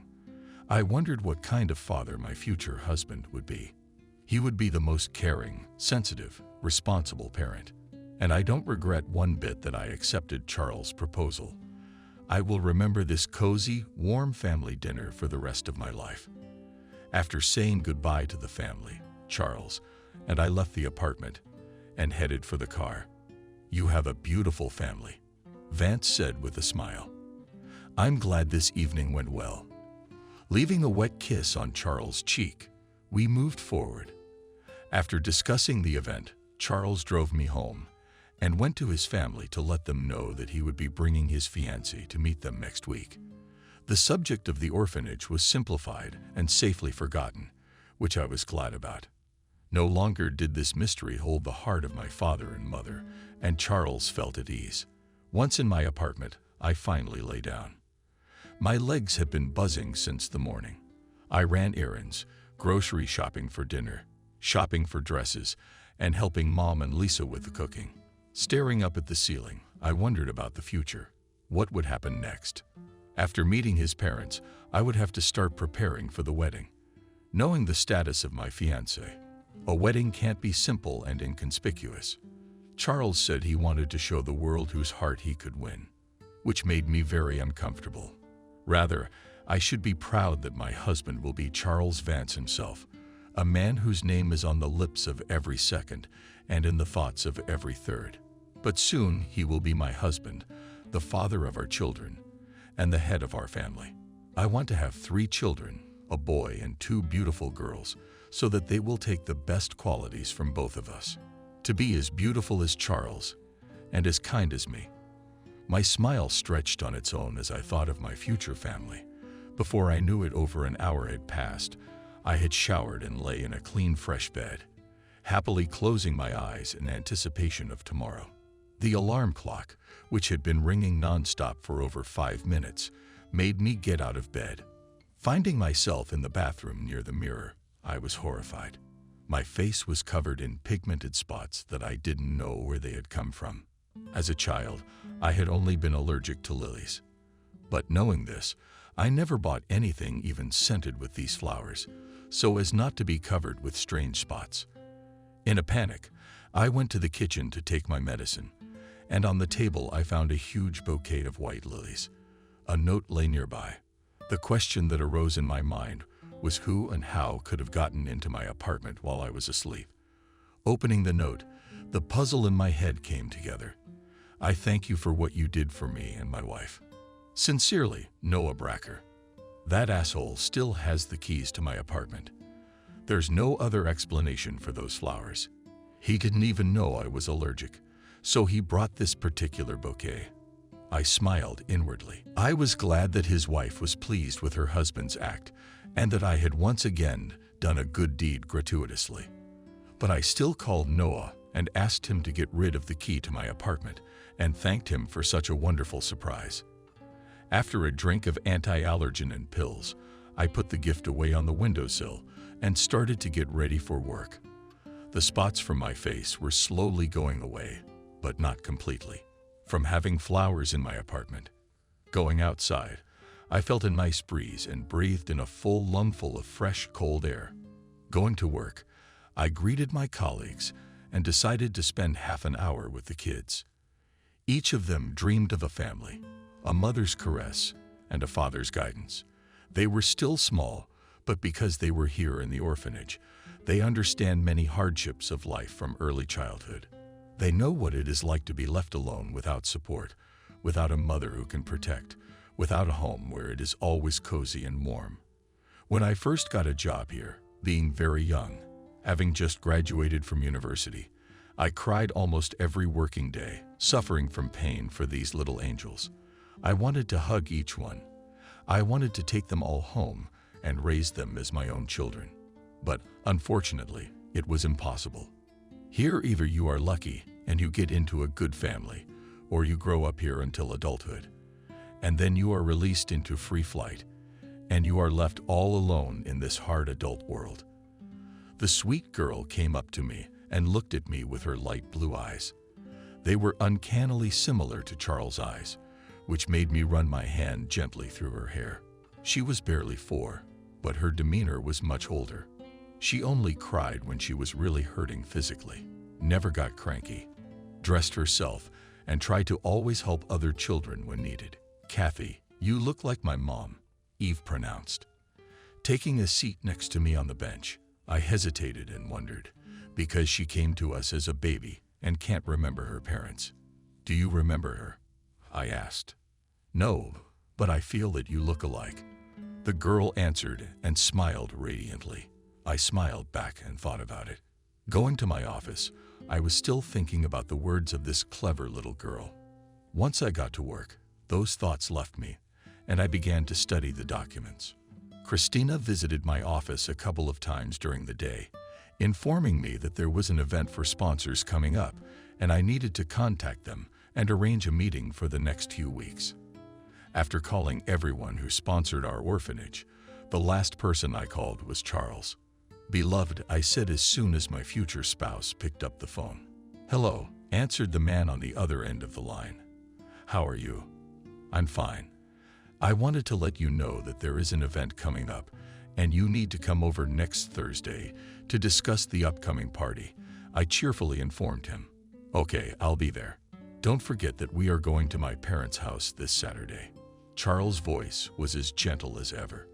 I said I remembered everything. We said goodbye and I dropped the call. That Saturday, Lisa helped curl my hair while telling me how much Liam liked the girl from daycare. After her divorce from John, it was as if my sister had been reborn. Her eyes glistened with happiness. She felt alive. She found a job to her liking. She dressed much better than before. And she often came to my house to gossip and eat her special dry goods. I was happy to see her sister blossom. After all, if she's happy, and so am I. Lisa picked out a beautiful light-colored dress for me to match my beige-heeled shoes. I was almost ready and was waiting for Charles to pick me up. As soon as I thought of him, he called, "Kathy, I'm sorry. There was a force majeure at work. I won't be able to pick you up in time. Take a cab. I texted you the address. I'll meet you at the house," Vance assured me and hung up immediately. I thought something serious had happened, so I didn't get mad at my lover, telling my sister that I'd have to drive myself. She became agitated. I assured her that I would be fine and saw her off safely. Once I was home alone, I began to panic because meeting his parents had been planned for so long, and I was only doing it now. Thoughts of my mother-in-law not liking me filled my head. Especially after the incident with Charles' papers from the orphanage, her attitude toward me had worsened. That's what I thought. Putting on my coat and shawl, I was about to go out to catch a cab. But looking at the time, I realized that I would get there much earlier than Charles. So I decided to take the trolleybus to pass the time and think about my future meeting. I grabbed a bouquet of paper-wrapped flowers and left the apartment. Outside, it was slowly starting to warm up with the arrival of spring, but the snow was still lying, and the evening frost burned my cheeks. When I reached the bus stop, I saw a familiar face. Camille asked me in surprise. The woman turned around and reached out to me with a hug. I hugged the old woman gently, and we started talking. We also got on the trolleybus together and chatted the whole way, occasionally glancing out the window so we wouldn't miss our stop. "I'll get off here. I need to buy a cake for tea at the bakery. See you later, daughter," said Camille, and went to the conductor to pay the fare. Just a couple of minutes later, the voice of the trolleybus worker sounded disgruntled. She was aggressively trying to explain something to an old lady I knew. Not thinking long, I approached them and stood between Camille and the conductor. "Is there a problem?" I asked, looking at the woman in uniform. "The grandmother doesn't have her pension card with her." "Does she want a cheaper fare?" the conductor blurted out. She gives me and the woman an angry look. "Can't you tell she's a pensioner?" I said to defend Camille's point of view. The conductor's eyes widened, and she was ready to get into a verbal altercation with me. But Camille took my hand and shook her head, telling me to stop. "I pay full price," holding out a $10 bill. "Worker, I turned around and walked the old woman to the exit. The woman nodded gratefully and didn't say anything. I sat down in my seat and sighed heavily. The conductor didn't look away from me for the rest of the ride. Anger became a residue in my mind over the situation, and I fidgeted all the way until it was my turn to get off. I saw a familiar neighborhood as soon as I stepped onto the street. Camille and Kevin lived nearby. I walked slowly to the house Charles had texted me and waited dutifully in the driveway. After 5 minutes of waiting, Charles's big SUV was visible at the beginning of the yard. He got out of the car and kissed me gently on the cheek, apologizing for not being able to pick me up. "You're insanely beautiful," Charles concluded and opened the door for me to go in first. The walls of the house looked familiar, but I didn't let it show. When we got to the 4th floor, I stared at the bell, which had a little bear painted on it, just like Camille's. I tensed up. A memory flashed through my mind, but I tried not to think about it. It couldn't be what I was remembering now. Charles pressed the bell, and slow footsteps sounded outside the door. I was startled to see 2 happy yet surprised familiar faces. "Kevin," I glanced questioningly at the man, and then shifted my gaze to the woman behind him. "Camille." I immediately remembered the sweet elderly couple telling me that they had adopted a son from the orphanage. On the trolley bus today, Camille was telling me that her future daughter-in-law was coming to meet her tonight. I didn't pay any attention to that at all, even when I saw the house. I thought that Charles's parents and my elderly acquaintances lived in the same house, but I didn't even realize it was them. "Kathy, did you decide to come in for tea?" the old lady asked uncomprehendingly. Mecca with eyes from me to Charles. "Son, where is the daughter-in-law?" Charles was the most stunned of all. He couldn't understand how we could know each other and why he didn't know about it. He was silent for a split second, opening his mouth in a coughing fit. At 6, he looked at his mom. "Mom, this is my fiancée, Kathy Vysotsky. Have you two met?" inquired my future fiancée, who was still surprised. "Charles, I'll explain everything to you now," I said, standing on the threshold. Camille hesitated and later led us into the house and seated us at the table. All this time we were in awkward silence. I'm waiting. It's a fascinating story of when and how my family managed to meet my future wife without my knowledge, Charles said, and fixed his gaze on his mother. She hesitated, but as soon as she wanted to speak, I gave her a warm look and began the story myself. I had helped this nice woman on the trolley a couple weeks ago. She invited me to tea. A week later, I met Kevin. I concluded, they are insanely kind and nice people. Charles, I'm glad I'm in such a good family. We were afraid you'd end up with some backwoods girl. How lucky we are to have Kathy. The older man exclaimed, but immediately calmed down at the serious look of his wife. It must be fate, Charles said, and gave us his snow-white smile. We all laughed together at the situation that had happened to us and started dinner. Charles' parents warmly told him about me, how nice we chatted over a couple of mugs of tea, and then began to talk about my future husband's childhood. We did not do without albums with old photos, which made Charles blush at times. We had a wonderful time. Charles' mom said in confidence that if another girl had come, she would not have been able to love her. We laughed with her and continued setting the table for tea. When it got dark outside, Charles and I decided to go home. Camille thanked me for the bouquet I had given her and kissed me on the cheek as we were leaving. I am very happy to meet you already as my future mother-in-law and father-in-law, I said, hugging Kevin. You are our daughter now. We are very happy too, concluded Camille. We said our goodbyes and left the prince's family to their elders. It was the most unexpected meeting that could have happened to me. In my heart, I was insanely happy that Charles' parents had turned out to be such iridescent, sweet, and kind people. Now I had no doubt that Charles was my destiny. 6 months later, my palms were sweating. I folded nervously, and a lump formed in my throat from my morning awakening. There were people walking around the militia, but I was completely oblivious to them. Right now, my thoughts were filled with nothing but Charles. I pictured him in a black tuxedo, standing at the altar with his hand outstretched. Lisa was running toward me with a bouquet of flowers. Mom was trying to put a veil in my hair, and I was sitting on the edge of the bed with no sign of life.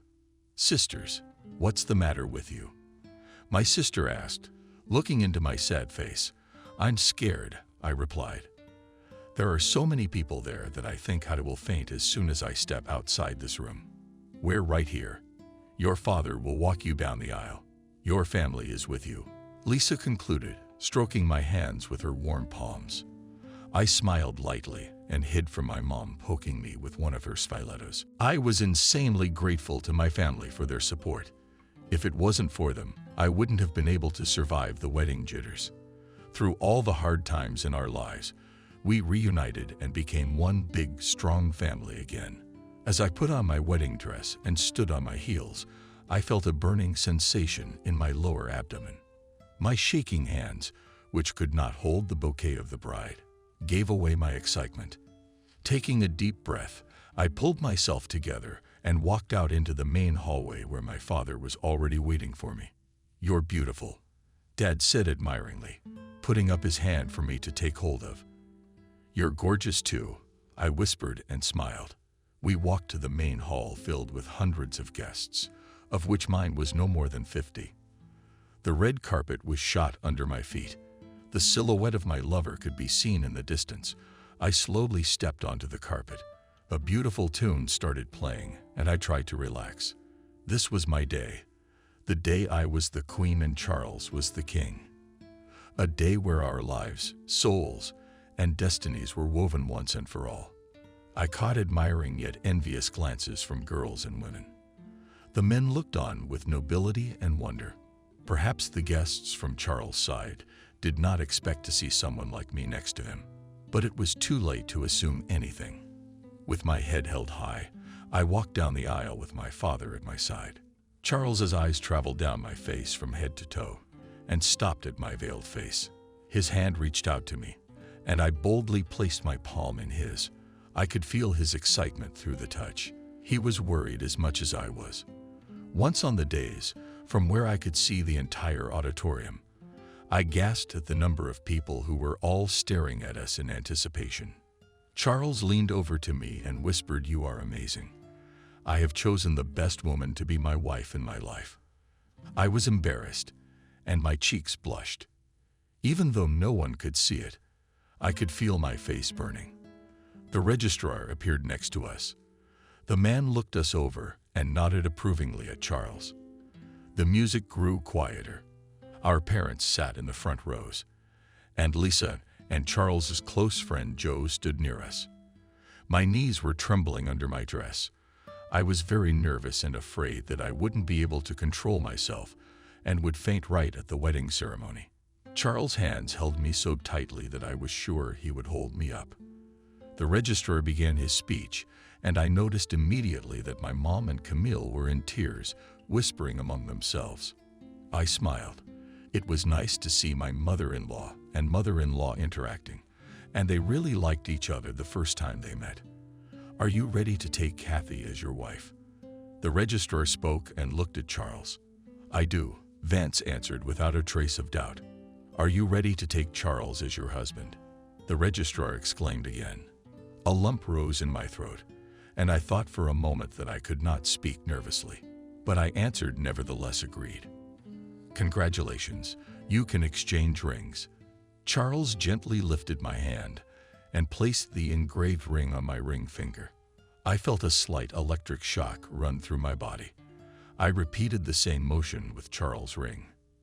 By signing my name at that second, I lost my last name and became Vance Kathy.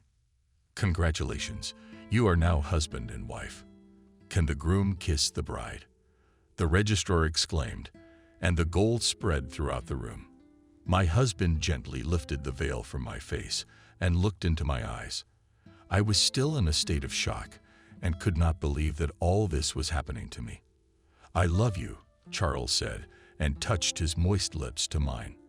The guests shouted bitter, and our moms were still crying with happiness. For a moment, The voices were silent, and it seemed to me that now my lover and I were all alone. My longtime dream had come true. I had found my own family with the man I loved. Breaking our kiss, I held my palm almost on my husband's cheek and said, "You are the best thing that happened to me in my whole life." The guests didn't stop applauding. The music got louder, and we went down to the families to receive congratulations. "Dear children, be happy. Long life to you and more babies," said Camille, and gave me a big hug. Then she kissed her son. Mom was still wiping tears from her cheeks and couldn't calm down. A happy Liam was running around her and tugging at her dress. "Mom, I'm getting married." "Why are you crying with laughter?" I asked. "I am so happy for you that I can't contain my emotions." Mom pecked me on the cheek and hugged me as much as she could. I stroked her on the top of her head and also hugged my dad.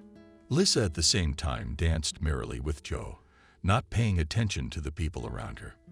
Apparently, loved ones. "Did you get a look at Demon's friend?" I asked my dad. He just laughed and looked at his eldest daughter fatherly. When we all found ourselves in the banquet hall, my mood doubled. Everyone was having fun, dancing, getting to know each other, and socializing. Charles and I could not part with each other for a second. Sitting at the newlyweds table, we held hands under the table and giggled at the guests who were ridiculously performing tasks from the contests. I occasionally watched a happy Lisa who was getting to know people now and then and trying to find common ground with everyone. Mom was chatting sweetly with her saint, and Camille couldn't take her eyes off little Liam, who was running around the table. Everything I had dreamed of had come true and was there for me. Remembering the thoughts I wanted to share with Charles, I turned toward him. "Charles, there's something I want to tell you," I mumbled, distracting him from talking to me. "I'm listening to my favorites." Smiling through all 32 teeth, Charles replied. "I've been watching this girl at the orphanage for a long time," I began to say. "She looks just like you with her eyes. One day she came up to me and told me that she felt like I looked like her mom." Charles listened to me intently and did not interrupt. "Maybe it's a sign," I said cautiously. "Beware of your husband's violent reaction." At first Charles hesitated, even frowned, but then he smiled again and said, "With you, I am ready to take even 1,000 of these blue-eyed angels." I, not holding back my emotions, shrieked and threw myself into the arms of my beloved. Hear and repent with my nose in his neck, which smelled of pine and wood. There was no limit to the joy. We adopted Eva and would later have 2 more children. Once again, I was convinced how pure and kind a soul the man I loved so much had. As Charles and I looked at each other in love, we smiled and continued to watch. That day was the happiest day of my life. I fondly remember the moments of the family and Charles. Now in our family, there are already 3 happy children and 2 equally happy parents. And the little girl adapted quickly. As soon as we got her, and 2 years later we had twins in our family. The grandmothers are happy to spend time with their grandchildren, while Charles and I are busy with work. We go to parks in the evenings, take the kids to amusement rides on weekends, and try to go on vacation in the summer. Charles is doing everything he can to give me and our children a better future, and I am so grateful to him for that. Like I said, my husband is a wonderful father, occasionally overpromising, but that happens to all men. Fatherhood first. I was sitting at work, going through sponsorship agreements, and I came across him. Memories of earlier years popped into my head, where for weeks on end, strange situations happened that put me in a stupor at the time, although thanks to this difficult period in my life, and gained a lot of things. First of all, our love with Charles has been put to a tremendous test of strength. We didn't leave each other at crossroads, supported each other no matter what happened, and stayed true to our choices no matter what. All the historical ties after 10 years only grow stronger. After all, if it weren't for my sister's divorce, Lisa and I would not have been able to become as close as we are now. Her life has turned out very well. She married her husband 3 years after we were married, and her view of the world had changed, and her relationship with her parents had only gotten better after mutual help. And if it wasn't for her, we would still be living with my mother and father on each other. The main thing is that everyone realized his mistake and took into account his attitude to others. I have realized and understood a lot of things over the years, and now I feel that I have not made a mistake anywhere. Gratitude and support is what each of us deserves. Subscribe and click the bell. A wedding at Mr. Matt's house was bound to make a lasting impression, above all on the owner of the mansion. The best people of the city fought for the right to sit at the same table with the most successful man in this part of the world. Wedding is not only beautiful gifts, fancy dress, and invited stars. It is also a great opportunity to discuss new contracts and share another piece of the pie, which economists will later call super income. Mr. Matt only needed to snap 2 fingers to have his table immediately covered with the best delicacies and delights. And the rumor was complicated by stars and celebrities. George was in charge of vegetables, the freshest tomatoes, peppers and cucumbers from his greenhouses, herbs and lots more. Charles claimed to have personally slaughtered a lamb, 2 piglets, and got into a real battle with chickens and turkeys, as long as there was enough meat and poultry on the table. Giovanni Greca, concerned about fish and seafood, salmon, tuna, shrimp, huge lobsters, and other select delicacies. But Luca Moretti and his family prepared a giant cake, which was too much even for this crowd of 200 guests. He delivered it together with a transparent refrigerator to the generators and placed it near the main table. Lower-ranking guests provided fresh bread and rolls, salads, appetizers, and other snacks, without which a wedding would never be a celebration. 2 themed areas were set up on a huge plot of land near the house. On one performed modern music compositions, on the other retro and classics of Franz Bianca. The most talented sound engineer of the present day arranged the musical streams so that they did not overlap.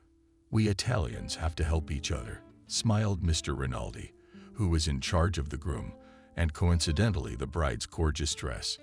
Like jewelry or heirlooms, vestments, here we brought in a special box, inside of which was maintained microclimate. "I'm an American," Mr. Matt said loudly, "and put this place out of your mind." "I beg your pardon, Mr. It's ingratiating," said Rinaldi. "I meant to say we Americans should help each other." He had reason to be nervous. Today, the Rinaldi family was to go one step higher. From now on, he would take on the toughest challenges. Construction contracts on the coast would cover his skyscrapers. Sports arenas would spring up here and there, each of which he would keep a small stake in for the sake of management and profit. And his son, will get the most gorgeous and wealthy girl in this part of the earth. "Where is James?" unceremoniously asked Mr. "He's the one who should be standing here like a bayonet waiting for me to give the word. But you know the traditions, don't you?" Once again looked ingratiatingly at the millionaire Rinaldi. "He'll come with an orchestra. There will be a beautiful song and then a dance. Even if we've become Americans, that's no reason to forget the music." "Ah, tradition," mumbled we this. He wished this interminable day would come to a logical conclusion sooner. Talking in a panebristic manner to Mr. Rinaldi, the construction magnate, he was only hiding his own insecurity. Wacko needs Monica as much as she needs him. Or rather, he needs Mr. It needs this alliance to solidify its position and become all-powerful. The construction empire will take its rightful place in his business package along with manufacturing, tourism, and gambling. Yes, he is strong and powerful. No business is solved in the city without his weighty word, but his own financial strength is woefully lacking. The Rinaldi family are other wordless toilers.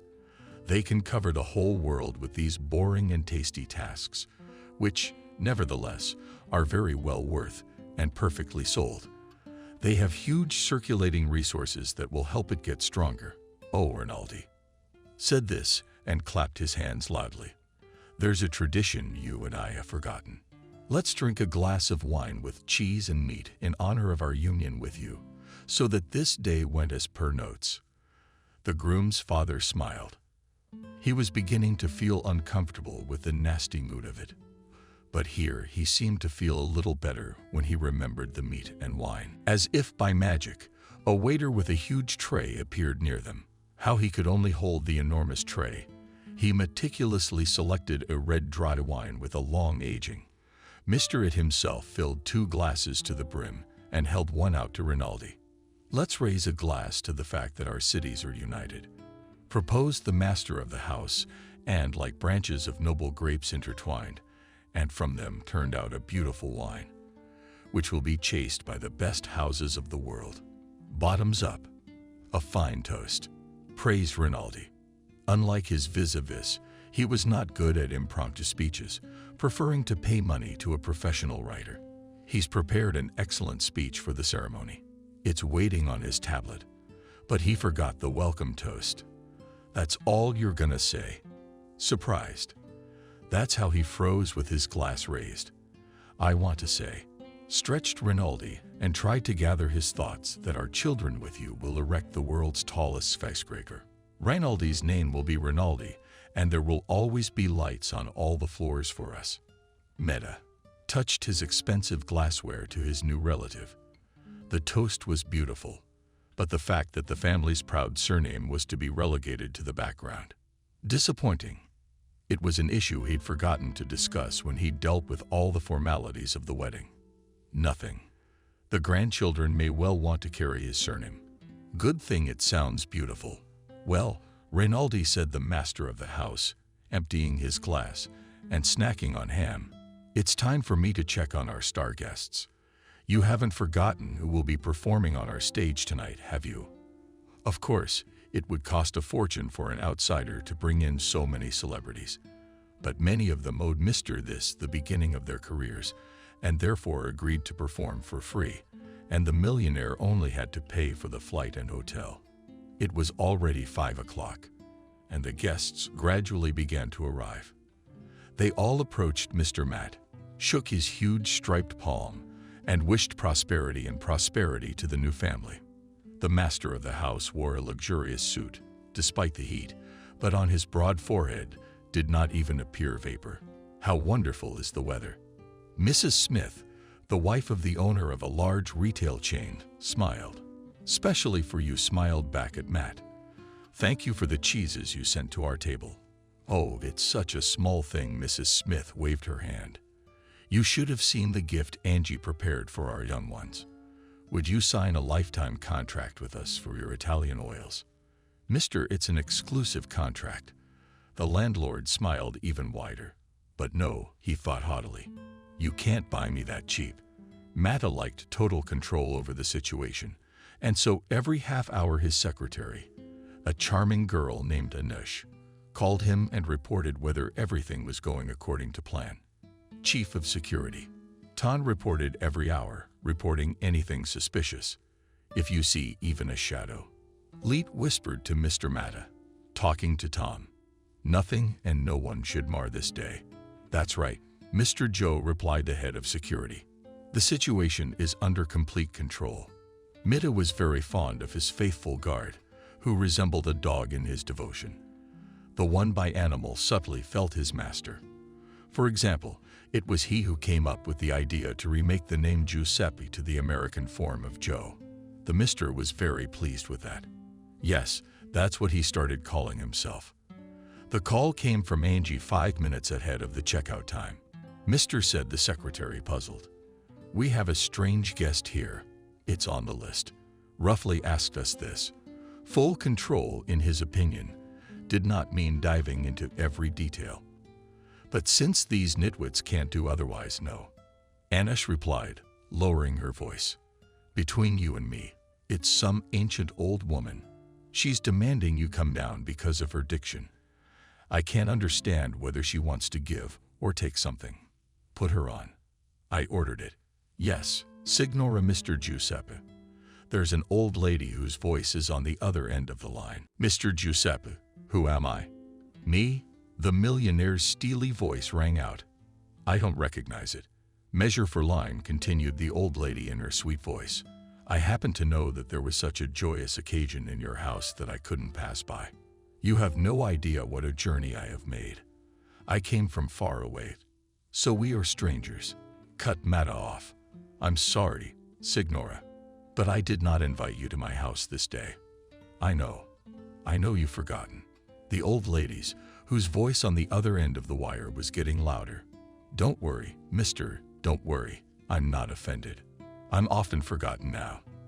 I need Giuseppe's help. Asked the old woman and immediately switched to you. Only you can help me. Only you, Giuseppe. Put the phone back on, ma'am.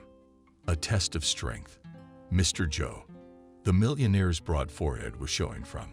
He didn't sweat at all until he started to get nervous. Mr. Matt made a brief gesture to the waiter, literally one with a Coke. The one, as if having read the big boss's mind, ran up to him and swiped it neatly. It was as if the landlord was not on the phone, but performing a complex operation. He said, "Mother, send this old woman away. And if she persists, call the police. The sheriff promised me they'd have a car around here somewhere. But Mr. Joe, outside, the secretary. She says she needs help, and she has important information." I said drive. Demanded the millionaire not to bother me about such nonsense anymore. Because, you know, there's a whole line of people wanting to take your place. There were more and more guests. They were occupying a huge section of Mr. They were touring the luxurious interiors of his mansion. They tasted the appetizers and examined the table that was set right in the garden. The stylists finished decorating the photo area, and a good dozen photographers were walking around the guests so that everyone could fill their ribbon with great pictures. Now we need to get to the most enjoyable part of this ceremony. His daughter, his baby girl, is finally going to jump out in marriage. We this furtively brushed a tear off his prickly cheek. Soon, very soon, he will be babysitting his grandchildren, teaching them how to shoot a slingshot and kick a soccer ball. The phone rang again. I told you to drive that damned old woman to hell. Trial of strength. Millionaire, Mr. Meta. Stammering, said the secretary. It seems, there's been an emergency. What kind of emergency? Calmly, the head of the family clarified. He was famous for his ability to keep his composure in any, even the most difficult situation. A catastrophe. Anish screamed. 3 or 4 o'clock before the fateful call of his assistant, Mr. Ito decided to make sure that both the dress and hair of Monica correspond to the highest level of the ceremony organized by him. His daughter decided well in the guest house where all her friends and girlfriends were comfortably accommodated. Matt let them walk around all night, and even paid for the food and drinks himself. That's an unprecedented move on his part. As long as the kids were happy. He explained his act to the head of security, who was worried about safety, keeping an eye on them, but through his fingers.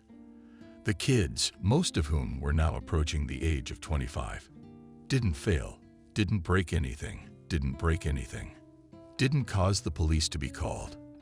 And if anyone was being domineering, it wasn't his daughter, or she did it without anyone noticing.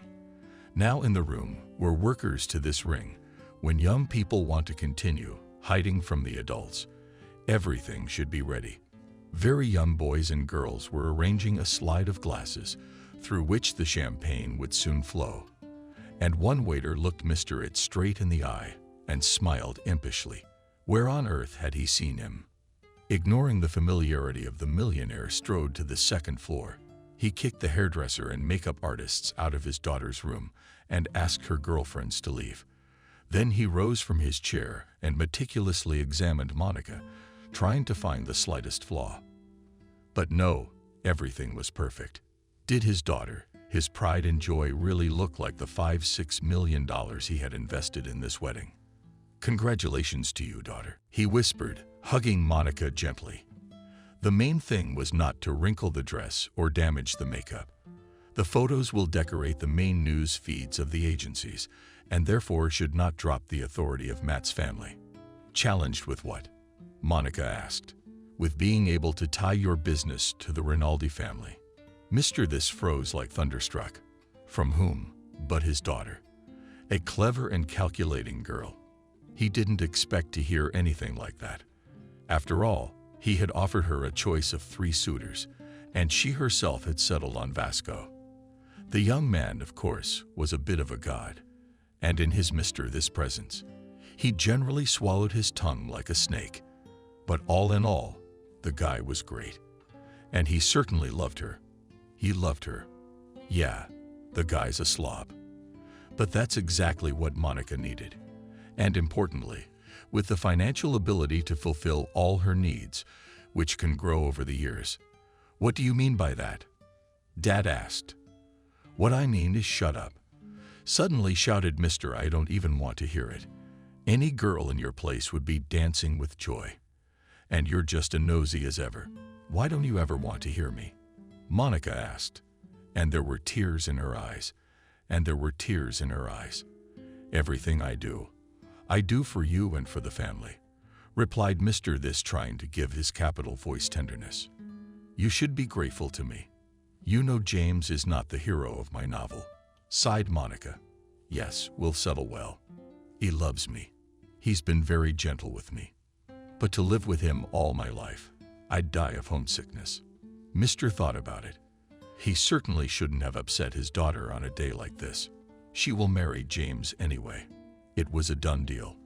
But she'd remember his pressure and despotism for the rest of her life, which means she'll hate him. I had to sweeten the pill. Fortunately, he had already taken care of this issue a month ago and prepared a gift that would make any girl fly to the 7th heaven with delight. Forgive me, darling. Forgive my pressure and this arrogant tone. You know how hard it is to make these decisions, but I'm the one who takes full responsibility for them. Here you go. We said it, holding out a ring to our daughter. I've prepared a gift for you. What is it? Asked the bride. It's a real heirloom. With delight, said the father of the family. Can you believe that this trinket was worn by the wife of the first president of this glorious country? Monica looked at the ring meticulously. It looked really beautiful, but was it worth spending a lot of money on something like that? The girl imagined how her father's men had gotten it. Maybe they had stolen it from a museum. And what if they hadn't? She didn't even want to think about that. Wear it with pride. We said it solemnly. It's a gift from me personally. And do not forget for a second, dear, that we are Americans with an Italian surname, sarcastically said Monica. What's the point of all this? Are we Italian, American, or Jewish?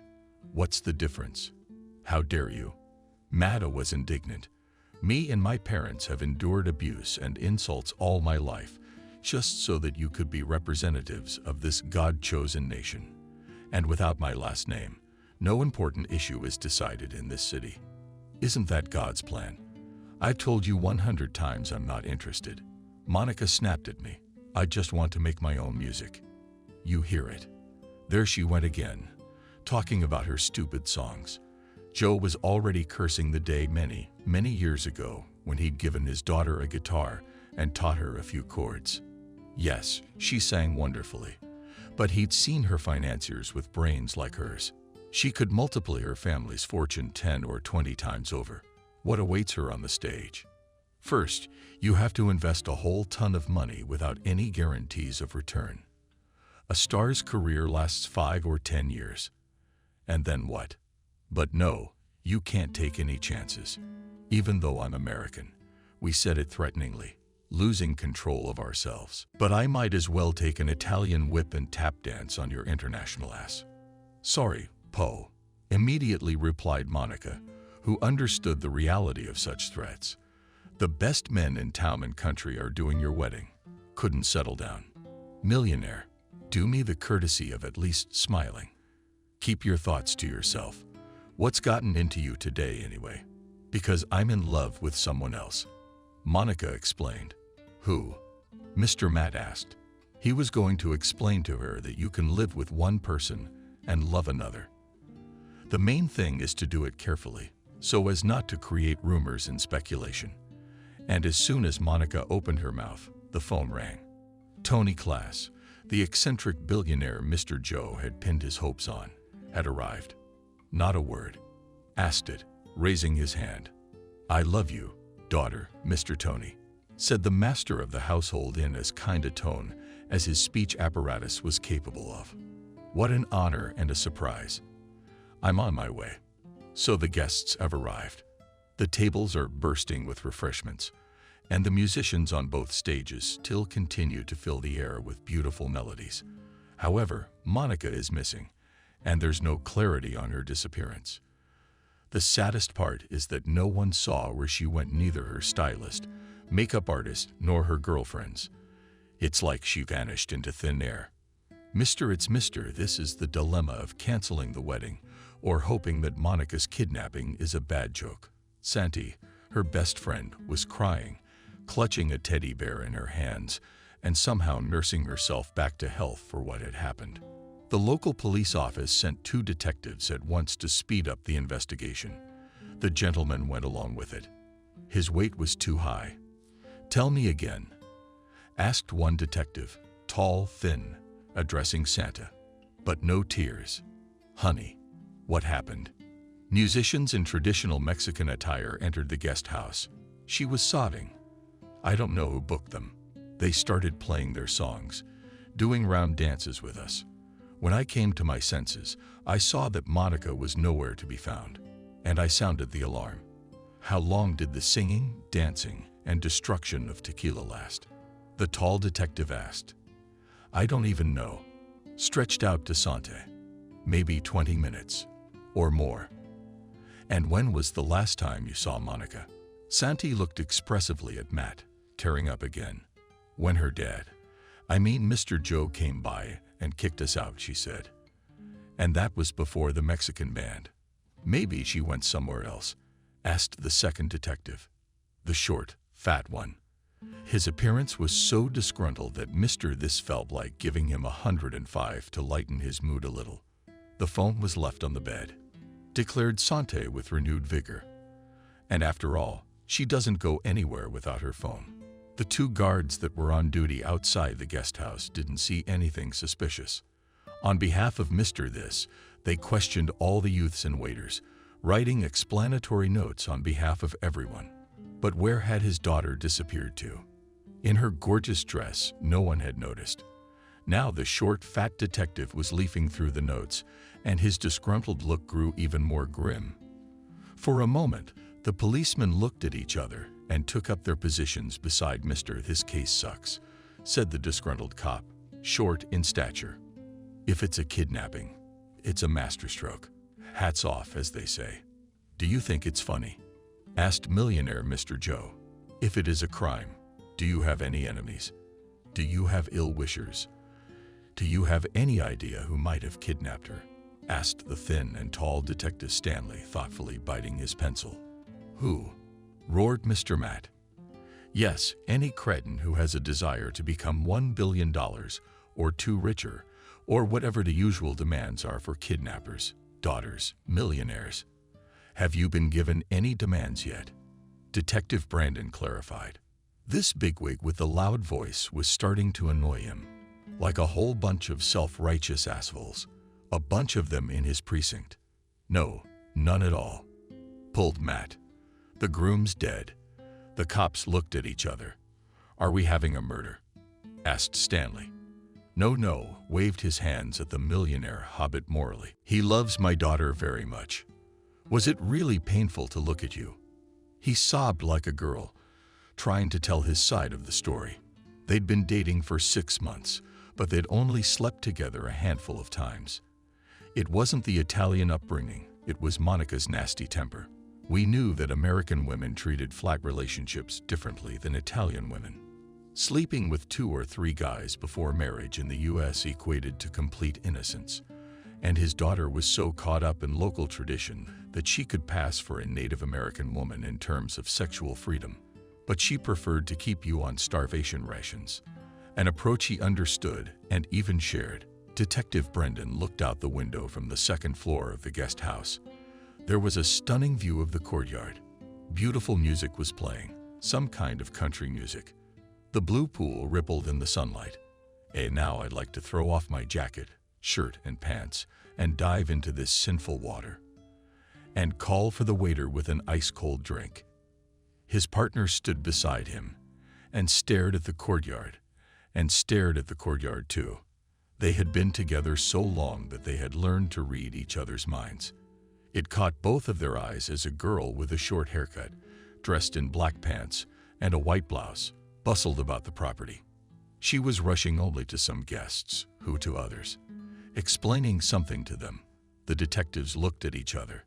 "This is your secretary, Mr. Joe?" asked Stanley, pointing to the agile girl. "Secretary about it. He hated it when they added all those suffixes and endings to normal male professions. And don't you dare utter feminism in my house." Stanley was silent. Oh, those rich people, the detective thought. Their own quirks. She's the one who sounded the alarm. "So invite her here," Brenton asked. "And please, let's not waste our time on the subtleties of the English language. We detectives mostly use the unprinted version, but it's not like we brag about it on every corner." The guests had no idea that this was an emergency at the multimillionaire's house. The music continued to play, photographers took pictures, and animators kept the audience entertained. Waiters were passing cold drinks and appetizers. You can't fool these people, though. Successful people have something like a sixth sense that tells them the right decision. The richest and most powerful. They were getting nervous. Being out here in the sun all day wasn't part of their plan. Tony Case, eccentric inventor and billionaire, is already tweeting about it. It's past 12 o'clock. Still no young people. Did he write, "Will there be a wedding today? Will there be a wedding today? Or are we talking about a grand dress rehearsal? A few words for the press," shouted Tony, beckoned the receptionist. "That's my joy. What's all the fuss about? I love tedious waiting, but today it was too tedious." And Mr. Tony shrugged her shoulders. "There's such a thing, you know, such a thing. A life-saving phone call." Mr. Ed barked into the receiver to urgently go up to the second floor of the guest house. Angie gave Kesa another smile, promised to look into everything, and rushed to her patron. Although the girl wasn't in charge of security and was the first to sound the alarm, she still felt a keen sense of guilt to think Monica was missing. This is a charming and intelligent girl, her bitterest competitors in the fight, and for Minds, her fiercest rivals in the battle for Mind's attention, it seems to have dissolved. "Mr. Joe," she screamed. "What do we do, Mr. Joe? First, calm down," said it in her steely voice. "Second, listen to these gentlemen. I'll call a council and decide how to proceed with the wedding." The millionaire went into the next room and picked up the telephone. His active soul wanted to move, to investigate, to find out. But he understood nothing of police business. On the contrary, he had always avoided meetings with officers of the law. Of course, he had something to hide from the law and the authorities. But now, alas, he could not do without them. "We'll have to put up with it. This neighborhood is annoying. Shall we split up?" Brandon suggested. "You keep staying at the guest house, and I'll start watching the video.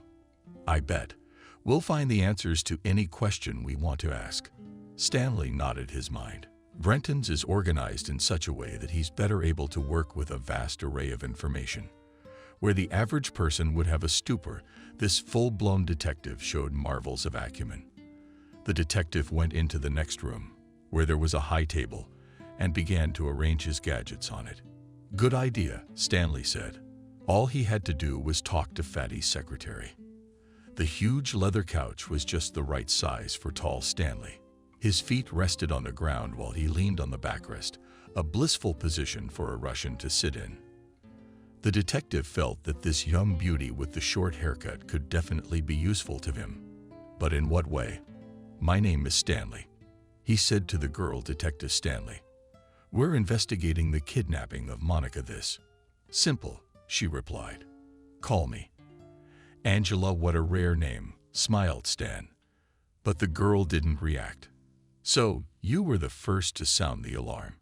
My partner and I saw through the window how you literally calmed the neighborhood and probably saw all the guests." "That's right," the girl replied.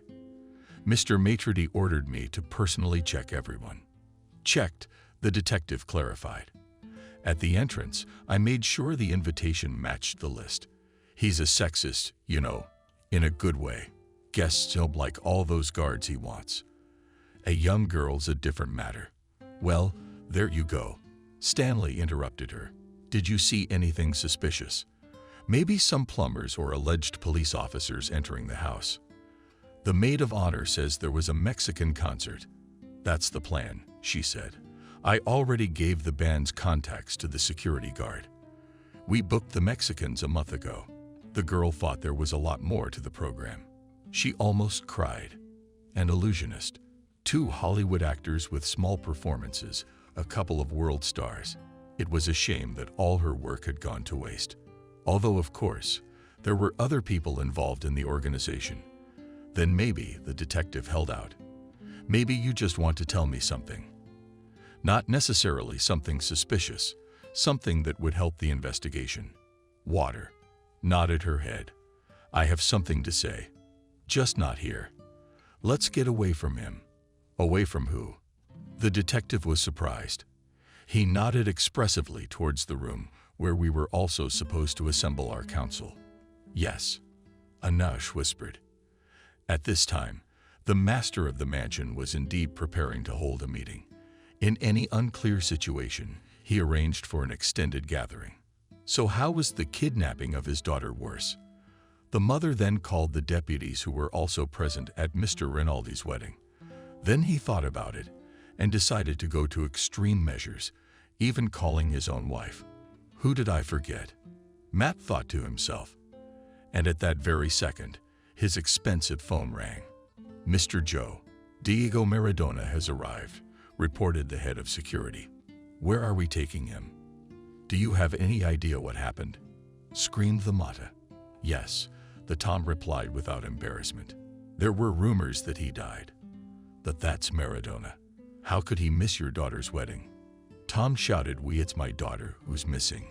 Missing? Surprised the head of security. Where to, Mr. Joe? I have no idea. The millionaire roared.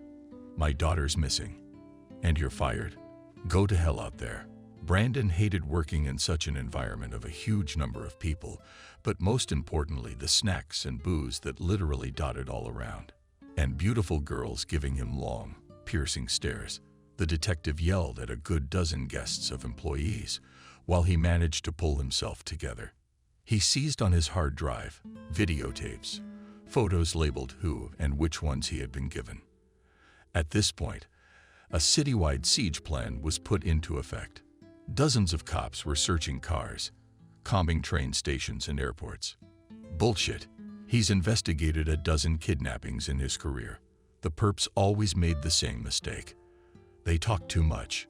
They'd leave a trail. Brands, like dogs, all that was left was to get that scent and come up with the intruders, Stanley said excitedly as the detective dialed his partner. I think I got it. I got something. You hear that? Let's talk to that uncle again. Early in his career, Brandon had memorized his own cases in great detail.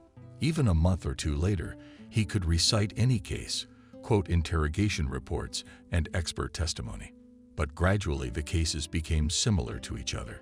In recent years, it was already difficult for him to recall the details of solved crimes. And of all the kidnappings, he could remember only one, which ended in a major failure. However, his fault in what happened was not at all. The boy's parents were reluctant to go to the police. Brenda started looking for the intruders on the third day of the kidnapping, and all he found was a breathless body. Here, look, said Brandon, setting the tablet in front of Matt and Stanley, who came in 5 minutes later. I took a quick look at the videotapes. So our little girl went missing between 17 UI 1730. Let's just say he got it. He suddenly felt old and also devilishly tired. So what of it? Do you know why I thought that? Asked the detective. Because at 16:45 your daughter was caught in the lens of a girlfriend. They took selfies. That matches the explanation of her march. And around 6:00 p.m., you realize she was missing. Half an hour later, we arrived. What was the next thing the millionaire muttered? You want to brag that you're a little good at your job? Not at all. smiled Brandon.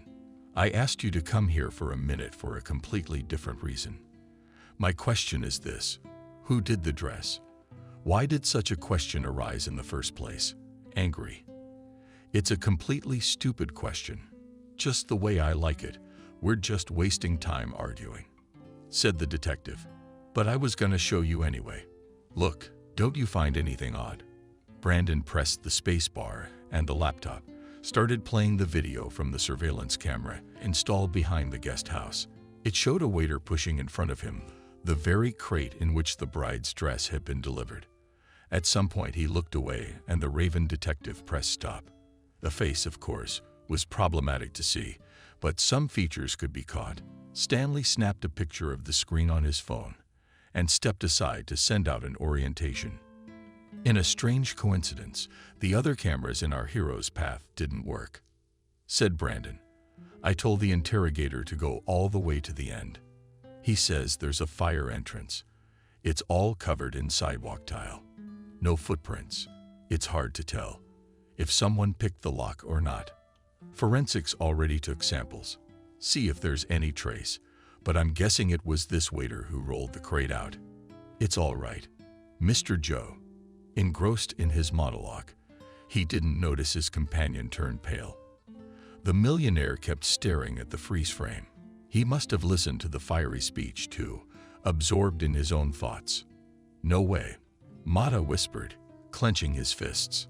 He felt his head begin to spin, as if the car under his control had flipped over and was flying into the abyss. It can't be. Do you know who that is? Asked Stanley. He was watching the millionaire closely. He was also digesting the information he had received 5 minutes ago from Angie. He would have bellowed this. My girl's in mortal danger, detectives.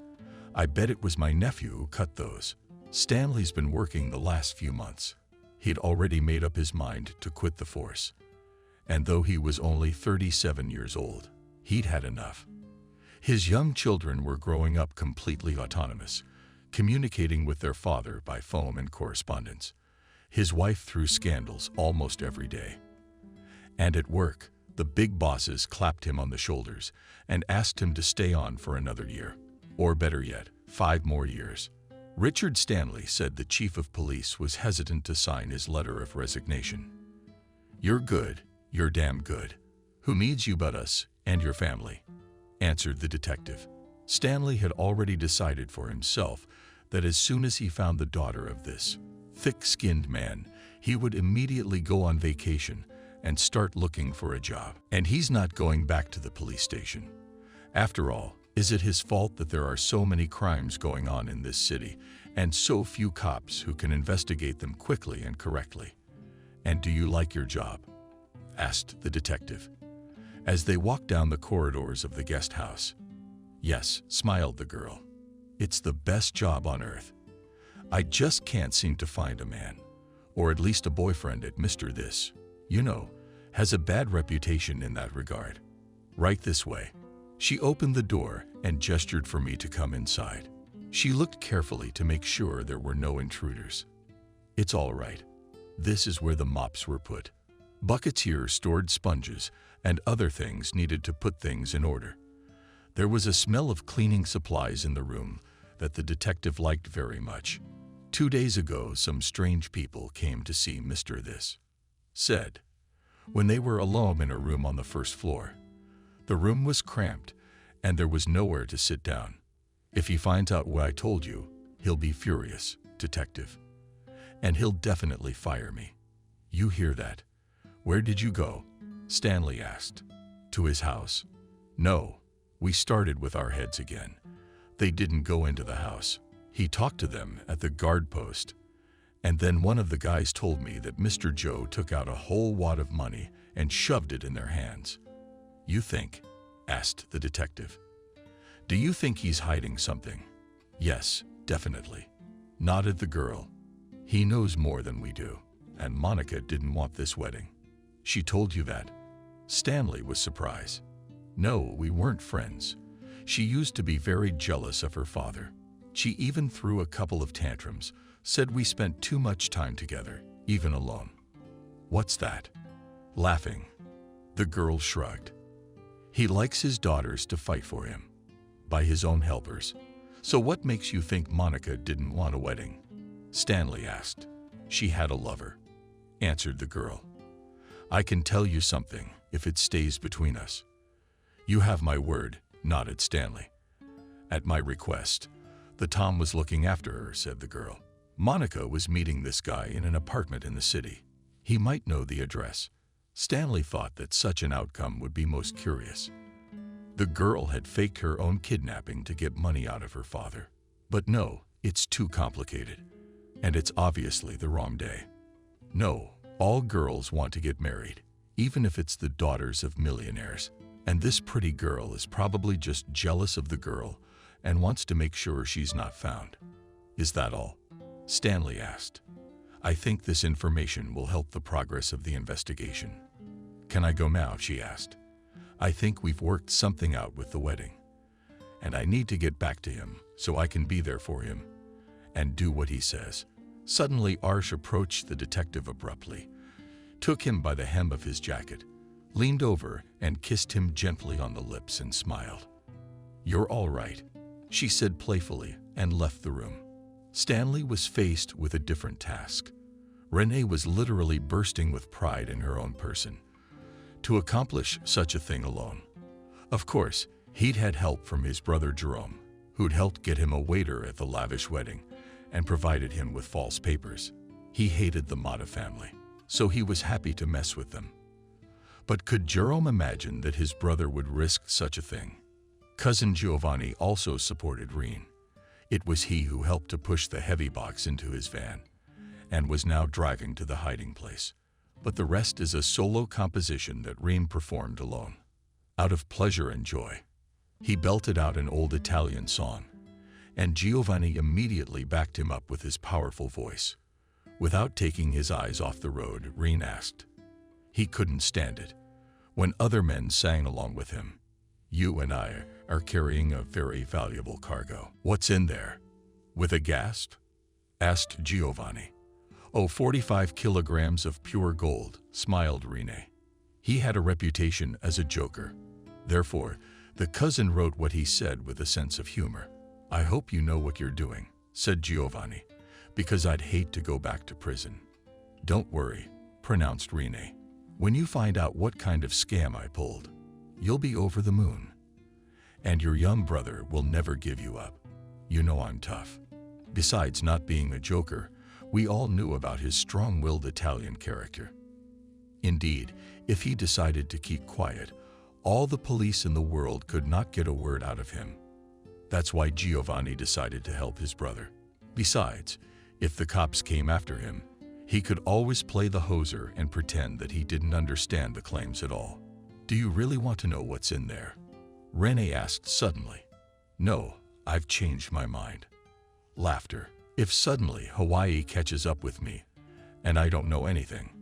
After a year in jail, Giovanni promised himself and his mother to quit crime. He bought an old bus and started hauling freight. The guy loved to work and was ready to spend 14 o'clock a day behind the wheel, which is not typical for Italians. But alas, after the stray criminal money, his income promised to be better. He could even live behind the wheel of his bus, sleep there, and take any job he wanted. It would still only be enough to make ends meet.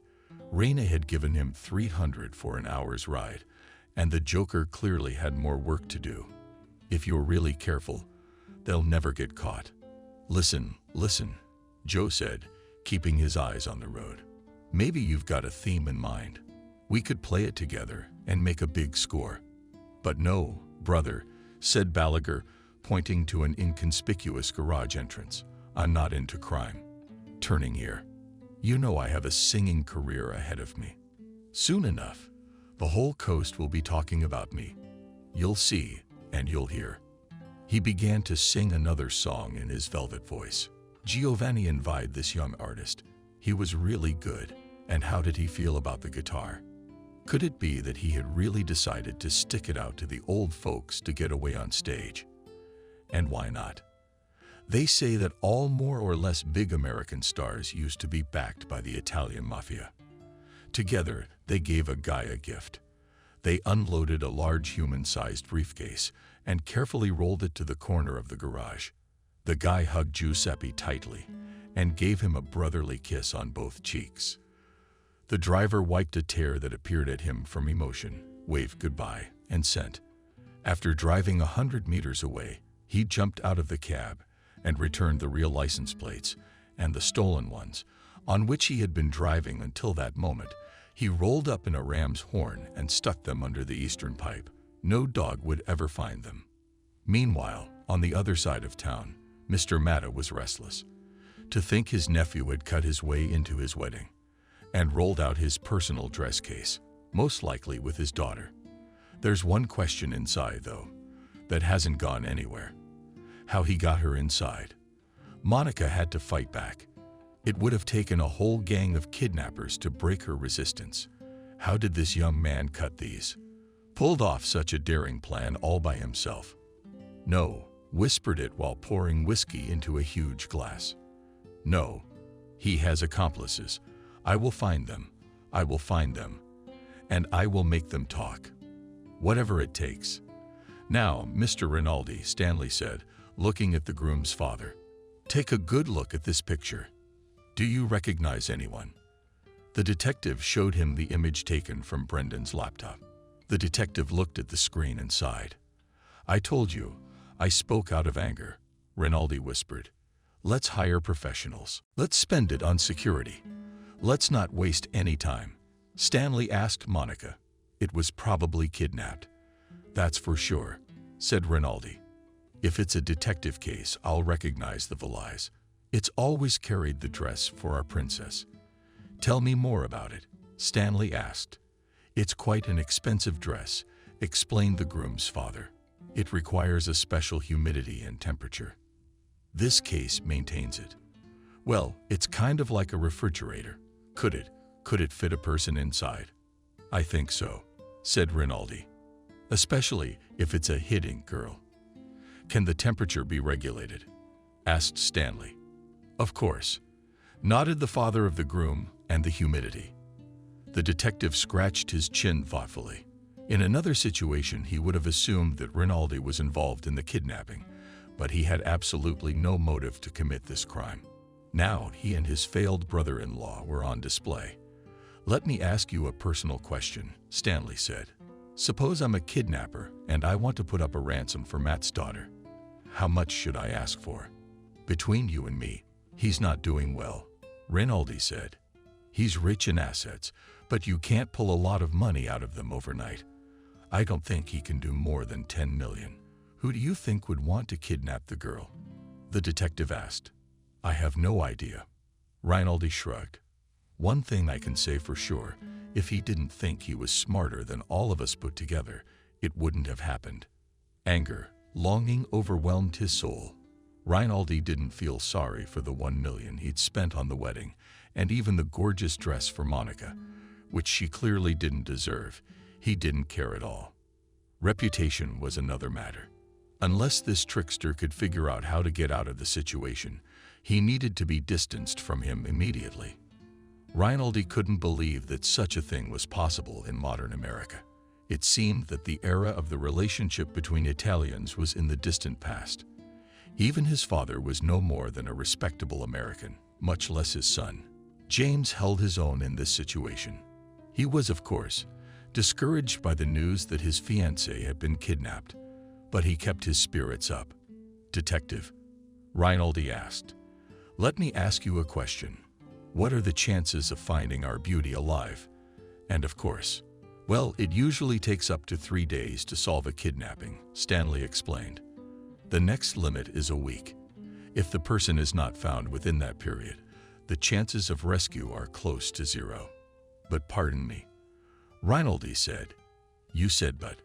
Yes, nodded the detective. If we're talking about classic kidnappings. But there is a nuance. Dnipro claims within 24 hours or immediately after the crime, and here there's silence. It's strange. Looking at the general merriment, it brought tears to my eyes. Annoyed, he walked out into the crowd. After a short meeting with his aides and wife, he had made his decision, and yet he was terribly reluctant to announce it. As much as Mr. Joni would delay this moment, action must be taken. The musicians stopped playing music, all eyes fixed on him, the master of the house. Taking the microphone from the host's hands, he exhaled loudly and said, "Dear guests, my favorite close and dear people. Unfortunately, trouble has come to this house instead of a wedding." A murmur ran through the courtyard. Not only the guests, but also the waiters were talking. An impressionable woman fainted and her clumsy husband accidentally broke an expensive champagne flute. "My daughter, Monica," Nestor whispered. That disappeared for nothing, with no explanation. "The police are already working here at the mansion. If any of you are asked any questions, please do not refuse to answer them. Maybe it'll save my little girl's life." Yes, God bless you all. The homeowner's words had the effect of a bomb going off. Dozens of people immediately rushed to the exit. She used to try to sift out the most high-status and expensive guests to take them out separately. She darted through the crowd, which was becoming less and less organized. Some stepped aside to let the flow pass them. The lyricist triumphed, though, getting new information on her phone. What started out as a dreary wedding of millionaires risked turning into a posh report into the story of the 100th anniversary. Basically, she didn't care about Monica's fate if she was raped or killed. It would only spice things up. Of course, such things couldn't be said out loud. But no one forbade her to think a red-hot thought. This story would help her climb to the top of the journalistic Olympus. Getting a foothold in the profession, human reaction helped her. She instantly turned on the photo and video cameras on her phone, instantly typed out the news. Right now, her journalistic flair and a little hint helped her make the only right decision, going to the party disguised as a photographer. She had taken wonderful shots and with complete impunity. Now she had to make the right choice. Most likely, it would be better to hide in the mansion, to hide and listen and see if she could record anything. She'd spotted the cops with her battered eyes earlier. Both Brandon and Stanley were familiar to her.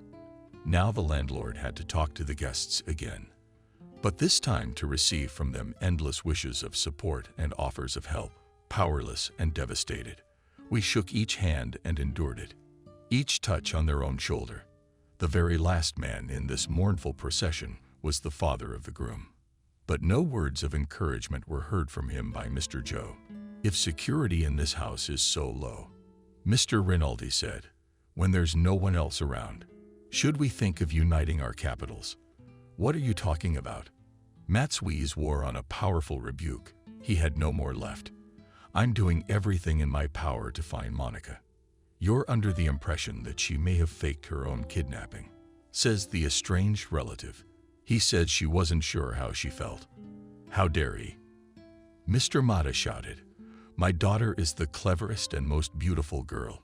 She adores her father, and she adores you too. She wouldn't talk such nonsense. I told him the same thing," Rinaldi replied. But the smile on his face didn't please Mr. Joe. "Did you also tell the kid what it means to lock in a loss?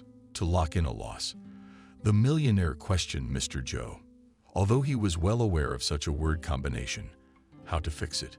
"Yes, yes," Rinaldi nodded. There was no longer that ingratiating tone in him. It was more confident. "Kid. Unlike us, Mr. Joe never went through bankruptcy. That empty feeling when you realize you're left with nothing. But you and I have been through it. Monica's probably his first major loss. I explained to the kid that he needs to get over it." Listen to Rinaldi. Mr. Mata grabbed his visor by the jacket. "We'll find her tomorrow, the day after tomorrow at the latest, and we'll play the Dan wedding. We'll build the whole coast with your skyscrapers. Do you hear, Giuseppe?"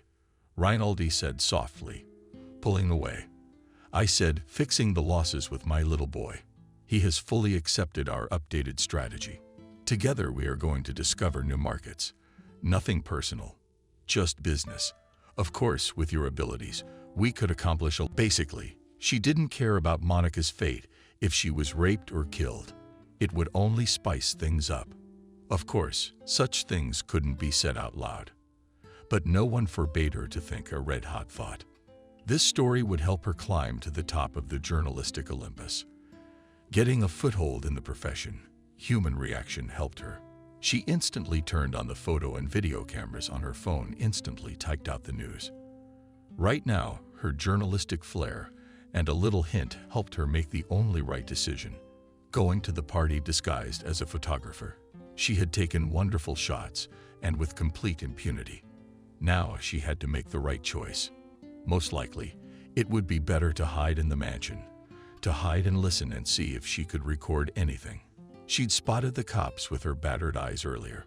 Both Brandon and Stanley were familiar to her.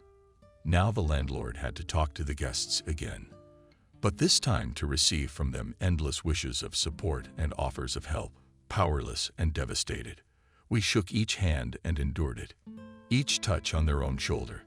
The very last man in this mournful procession was the father of the groom. Fortunately, he was able to survive that crisis with an extremely broad portfolio of investments. Why did that pinching sense of dread overtake his soul? Now, sitting in the closet was uncomfortable.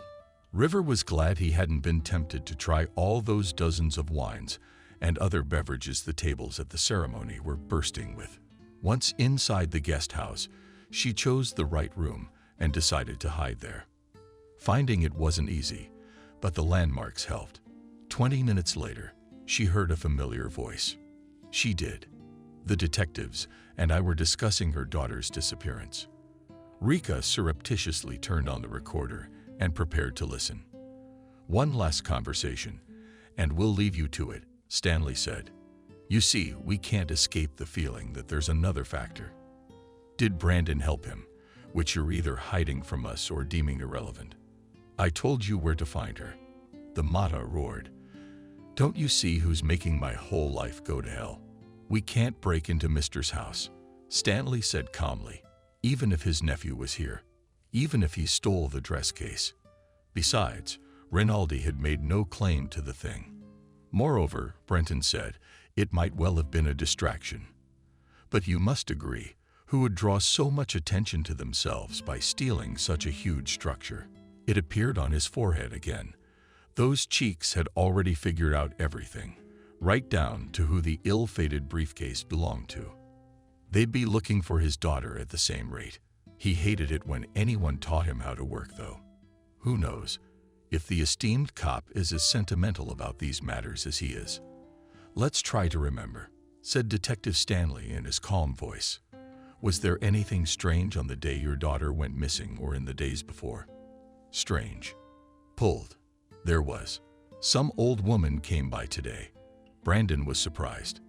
What's so strange about it? She talked, said she had some information for me, and she asked for help, said to come down. What did she say?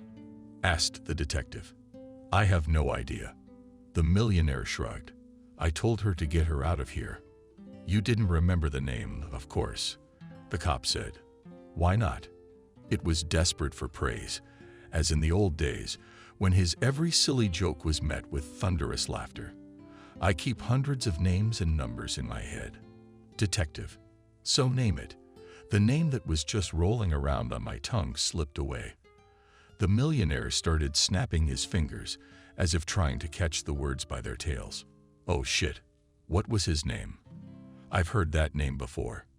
Disappointed detective tired of waiting for the resurrection in the memory of the cherished last name, and was about to leave the room with his colleague. But in the doorway, Wyatt was called out to them both. Remembered. Excitedly whispered the millionaire. Her name was Mira for the line. That's how she introduced herself when we spoke on the phone, and Anish dialed me. That was at about 4:30 p.m. Gentlemen. You see, I'm not that old yet. That's for sure. Brandon asked, scratching his chin. You're not confusing anything. No, Angry answered we are. I told you, I have an excellent memory. You wanted details. I remembered them. The thing is, said Brandon, I know this woman, or rather these details. Well, then dig, Inspector Dig. Mr. Joe yelled, dig in that direction. Mr. Mehta, tell me honestly, are you kidding me? The journalist became suspicious. The names and surnames spoken up to that point said nothing. But when she heard the Pasolini Prize, the journalist perked up. Could she be the one? Taking out Rick's iPhone, she began to write a short note Tuck sketched. If suddenly now her hunch was confirmed, no need to demand so much from fate. Luck, of course, love's preparation, but also restraint and modesty, the very qualities that Rika could never boast of. The telephone, a journalist's main weapon, thought Rika, trying to stretch her legs. Everything here has cameras to take cool pictures, a notepad to quickly jot down a note. And then there's the internet, where you can always get the information you need. If I didn't know your boss, roared the Matt, I'd call you a puppy, for no one here. No one is allowed to say in my house that I'm bullying. If you're not bullying, that's even worse. The detective hissed. Brendan held back, but with great difficulty. To gain access to Signora, the ruin, you really had to dig. In the truest sense of the word. All because her funeral had taken place 3 weeks ago. Grandma passed away, quietly and peacefully. What can't be said for the valuables that were stored in her vintage apartment, while the old lady waited for her own nameless body to be discovered. Someone took everything they could get their hands on. Brandon was on duty when the call came in. This was way out of his league and out of his specialty. After all, burglaries can be handled by rookie cops. They could be investigated by investigators with good agency or serious leads. The brand had a non-trivial reason for such a case. One of the items stolen from the old lady was a real heirloom. You see, Mr. Mehta, said the detective, I don't believe in coincidences, and there are so many in this case, it's sickening. Do you know who Measure is? Of course not. The millionaire waved his hand. I just remembered the name. And that was the name of the grandmother who wanted to see me this morning. What's the matter? You don't see. The world's behind the lines. Passed away some time ago. The old lady was well-to-do, explained the detective. She owned Martha Washington's ring. Quite officially. What's the matter? Are you sick? No. The answer is, Mister, it's paler. I'm fine. These worries are about my daughter and more. So talk to this poor collector.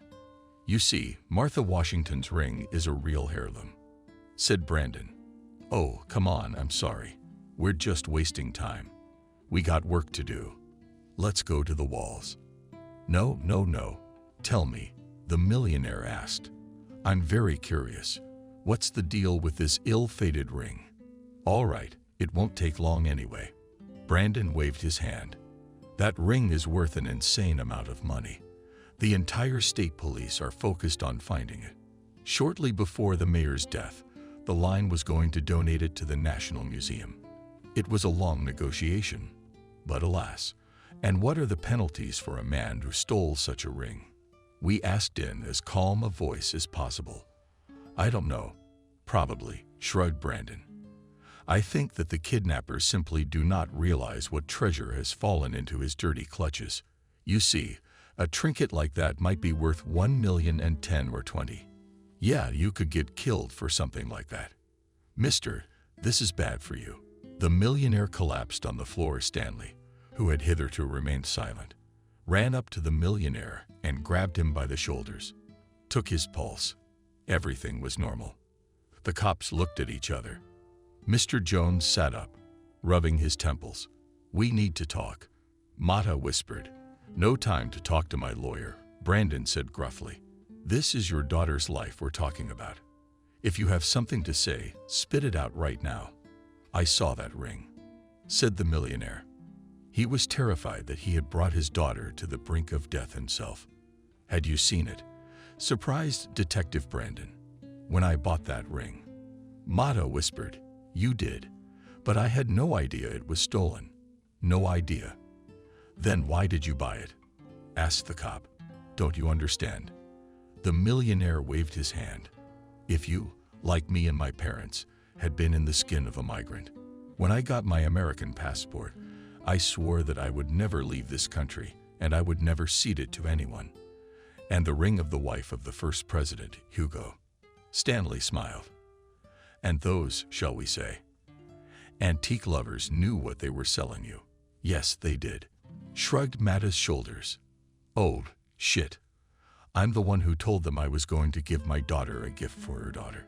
The detectives looked at each other. Stanley pulled out his phone and started frantically typing something into Messenger. Brandon froze like a dog. He turned his head left and right. Then he signaled his coworker to freeze. Quietly, slowly, Brandon walked over to the new closet, swung it open. What a meeting. The girl said, looking at the millionaire, "Glad to meet you. And here I am, hiding from my employer's prying eyes. Who the hell are you?" He roared as he approached her. "I'll throw you out the window. Don't touch her, Mr. Joe," Stanley warned, grabbing the landlord by the arm. "She's a journalist. Worked for a millionaire. But give me the phone." "Late is late," smiled the girl, showing her iPhone. "Too late, because I already sent the memo. God bless America." This time, Mr. John didn't collapse to the floor, but his face became so pale you could see the patterns of blood vessels on it. America only smiled as she watched him suffer. She loved to watch the masters of life suffer. Brandon hated the press, but he was the one who had been sent in front of the press, and he didn't dare disobey orders. You have to be careful when talking to the media, even if you're leaving the force, and even more careful if you want to stay on the force. Just one wrong word, one joke, and the newspapermen will instantly hoist your detective soul on their free speech pitchforks. "Dear colleagues," said Brandon, "I am invited to make a brief statement. The police are investigating Monica's disappearance. This means a criminal trial. A huge amount of evidence has been analyzed. The department is prepared to pay a reward to anyone who has information of value to us." "Did the kidnappers make demands?" the young journalist asked. She did not identify herself. "No demands," the detective replied. "No reliable information about the details of the kidnapping." "If not a kidnapping, then what is it?" asked the Tolstoy newspaperman, twitching all his chin. "No comment," replied Brandon. He loved that word combination. "Let's say I'm a kidnapper," the young journalist said thoughtfully. "What could I expect? For leniency if you give up the police and fulfill all its requirements," said the detective with a smile. What was happening was beginning to irritate him. "More questions, Mr. Brandon." He heard a familiar voice. "Rika Smith, special correspondent. Do you confirm that there was also a theft of the national relic of Martha Washington's ring?" "I do." Brandon nodded. "But there's no need to sensationalize it. That ring was stolen 3 weeks ago. I personally put the card in the system of search for valuables. Its cultural status is also unconfirmed, since it hasn't been examined by an expert. The rest is just coincidence and your speculation." The detective immediately invited language, but it was too late. The reporters became animated, like an alligator that had been thrown a piece of meat. He saw the newspapermen rush to their gadgets to scribble notes. Not only was a millionaire's daughter missing, but also a very valuable gizmo. Was Mr. Mata involved in the disappearance of this ring? Rika asked. "In the interest of the investigation, this information is confidential," answered Brandon, although he would love to answer the omnipresent journalist indecently. "If you know where the ring is or Monica, let me know," smiled the detective. That phrase was superfluous too. "Mr. Brent, how much could such a ring be worth?" Another reporter blurted out, and the detective decided to take the opportunity to escape. 1000000. "If it's real," he answered. "The press conference is over.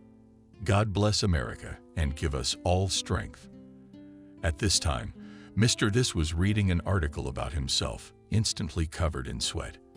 This journalist had, in fact, still a child completely buried in the ground. Not even the top of his head is sticking out. His daughter's kidnapping had taken a back seat. Turns out all of America is now talking about the millionaire who stole George Washington's ring. Angry comments flooded the newswires. Columnists exercised wit, trying to find ever more caustic language to label his failure. "Gagliano." Mr. whispered it into the phone. Do I need you urgently? I'm on my way. Encourage, replied the interlocutor. Gagliano could smell money a mile away. Not every lawyer has that kind of nose. And not everyone knows how to interpret signals correctly. Today, when he first heard that the scandal Gagliano, and immediately canceled all business meetings, postponed them for a week ahead. He went to a restaurant near Mr. Matt's residence and waited for the call.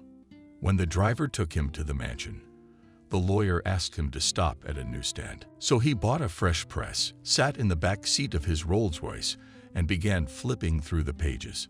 Gagliano loved the smell of freshly printed newspapers. It took him back to his childhood, when he himself sold the same publications on the streets of New York for $2 a day. That's all in the past now, but the smell of fresh press still lifted his spirits. On the front page, these pages of which were to be adorned with a picture of Joe's daughter, in a gorgeous dress, modeled the headline millionaire. Tommen, how has the gentleman encroached upon the history of the states? Gagliano read the entire article and noted to himself that there was nothing to latch onto. The entire piece was built on innocent questions and official police reports. The first ring had indeed been stolen. Second, Mr. confirmed this, that the relic passed through his hairy hands. About the excessive vegetation, it's completely true. All mature Italians suffer from it. A millionaire's third daughter is missing, and he gave her rings the day before. As they say, draw your own conclusions. The only thing that caught the eye of an experienced lawyer is the word clip ataman. Galliani knew perfectly well medical diagnoses on the pages of the press cannot be published. And yet this is not enough to nail him and make him apologize. What to say about the small news sites that reprinted the news without looking into the details? It seems that by evening all America knew that it had something to do with the disappearance of some national relic. But the public didn't want to understand the rest of the details. They wanted the hot facts. The lawyer walked through the beautiful courtyard with the traces of the failed wedding. The staff of the entertainment agency was dismantling scenes, unfolding tables, assembling chairs. Guards like soldiers covered every entrance and exit to Mr. This mansion and his guest house. Gagliano nodded to one of them, whose face seemed familiar. But he didn't even see a smile in return. What caught his eye was the automatic pistol that was loaded, placed in a holster. Not one that was prepared for defense. A pass was demanded by the guard. "Gentlemen, this is waiting for me," explained the lawyer, showing his card. "Say Gagliano is in place. Expect," ordered the guard and ran to his patron. That one will always be so strict now, Galliani thought, looking around. The guards were giving him unkind looks, and when one of the staff dismantled the scene, approached the mansion, almost beat him. "Where are you going?" angrily asked the hot young man. "Why are you stinking around here?" "I was looking for the restroom," the employee whispered. "What's this? A wedding or a funeral?" Rodriguez shouted. The security guard kicked the underachiever out and blacklisted him. "But I didn't do anything," screamed the hapless entertainment employee. "Let me pack my bags." "You'll get it in the mail," Rodriguez replied. "You're right. The right living his main entrance. Walk faster, or else I'll give you the acceleration now." Galliani, who had been in this hospitable house at the best of times, did not cease to be amazed. First of all, he could not believe that Giuseppe had enemies capable of stealing his daughter. For God's sake, this is America. Here any questions can be settled in court. Secondly, Galliano had never noticed such a huge number of guards. With his experienced eye, he counted 15 men. "Who are you defending yourself against?" "Mr. Galliani," the first guard called out to him, returning from a patron. "Mr. Joe is waiting for you in the library on the second floor. He said you find your own way." "Absolutely." The lawyer nodded and walked past the armed guys. The peaceful man. He hated it when they tried to settle things with guns. The tables inside the house had not yet been dismantled. They were still filled with snacks and drinks, and Galliano couldn't resist a cookie with black caviar. A compact refrigerator and a closet was set up for the treat. The lawyer only had to lift the lid and put the delicacy with a silver spoon. He loved to eat deliciously. Therefore, so many culinary masterpieces made his eyes go wild. Even a sandwich. He went up to the second floor and saw the master of the house. The gentleman was hard to look at. This large, strong man was literally hustling. Bags appeared under his eyes. He was also wiping the sweat from his forehead. Gagliano came up to him and shook his hand warmly. And then they embraced. "I'm sorry, friend," said we. "I'm sorry I didn't invite you to my daughter's wedding." "It's nothing." The lawyer waved his hand. "I think you had enough troubles not to old friends. Besides, I was supposed to have an important meeting tonight, but I canceled it." "I'm in trouble," said the millionaire. Like I didn't hear him. "You must have heard my daughter's missing, right?" "Of course I did," nodded Galliani. "I wanted to tell you right away that all negotiations should be conducted by the police. Alas, it is more difficult to negotiate with criminals than with the most rusty gambler." "No calls yet." Mata sighed. "I called you for another matter. They can't make a formal charge." The lawyer nodded. He was all too aware of the consequences if the story of this ancient ring did get spun. "We could have this arrested, and not for a token 6 months, but for a considerable period of time. This story with Washington's ring is a nightmare." Galliani said, "Did you do the right thing to call me? You could go to jail for stealing something like that. Certainly a man with Italian roots. But I didn't know." Screaming Giuseppe, "Damn it, there have been so many presidents in the history of this glorious country. How do I know some ring was stolen?" "Take it easy." Joe calmed down. It was Gagliano's lawyer whispering, "I've pulled you out of the sludge before. And this time, I'm asking you to keep your voice down." "That's it," said Joe, lowering his voice 2 times, even quieter. The lawyer asked. Through his channels, he learned that a journalist had infiltrated the house to this, under the guise of a waitress. Of course, letting so many people into his mansion was a huge risk. If he had consulted Galliani, he would have said, "The wedding should be celebrated anywhere but here, away from home." Now he had to be careful. What if another left-wing journalist overheard them? "That's it," whispered the millionaire. "Yes," agreed Galliano perfectly. "Tell me, have you been questioned?" "No," answered it. "There was a conversation with the detective, that's all. The same conversation that this journalist overheard. You see, you have to give a proper statement, don't you?" The lawyer advised me. "Say you were looking for a present for your daughter, and some adventurer offered you Martha Washington's ring, and you bought it out of pure humor for the sake of a joke, thinking that you are acquiring some kind of everywhere face, not a relic. How much did you pay?" 100,000, answered were 100 grand. Galliani shouted, "Oh shit. No, it doesn't work like that. You paid a tenner to a tenner. Got it. Okay." The millionaire nodded. "The main thing is not to forget. Do you think I'll go to jail? If you listen to me, no." The lawyer shrugged. "When you're called in for questioning." "Tomorrow, 2:00 p.m., said we'll go together." "You ask." Gigliano chuckled. "Now you can't even pee without your lawyer. Eh? There's a way to get you out of this, even make you a hero." "How?" asked Matt. He was willing to pay a lot more than the fabulously expensive services of Gagliano to find the ring. The lawyer shrugged. "Do you think that these underachievers can really find your daughter? All rich people are the same," Brandon thought. 2:00 didn't pass before the millionaire called an incredibly expensive lawyer to pretend to solve his issues. And now this parasite from the legal world was calling his detective's personal cell phone. How did he get the number? Of course, a man like that would have to be talked to. Like it or not, there was little desire to do so. Mr. Brandon said with a smile to Galliani, starting into the video call, "I apologize for the distraction. My client and I would like to assist the investigation." "I'm listening." The detective answered only quickly and to the point.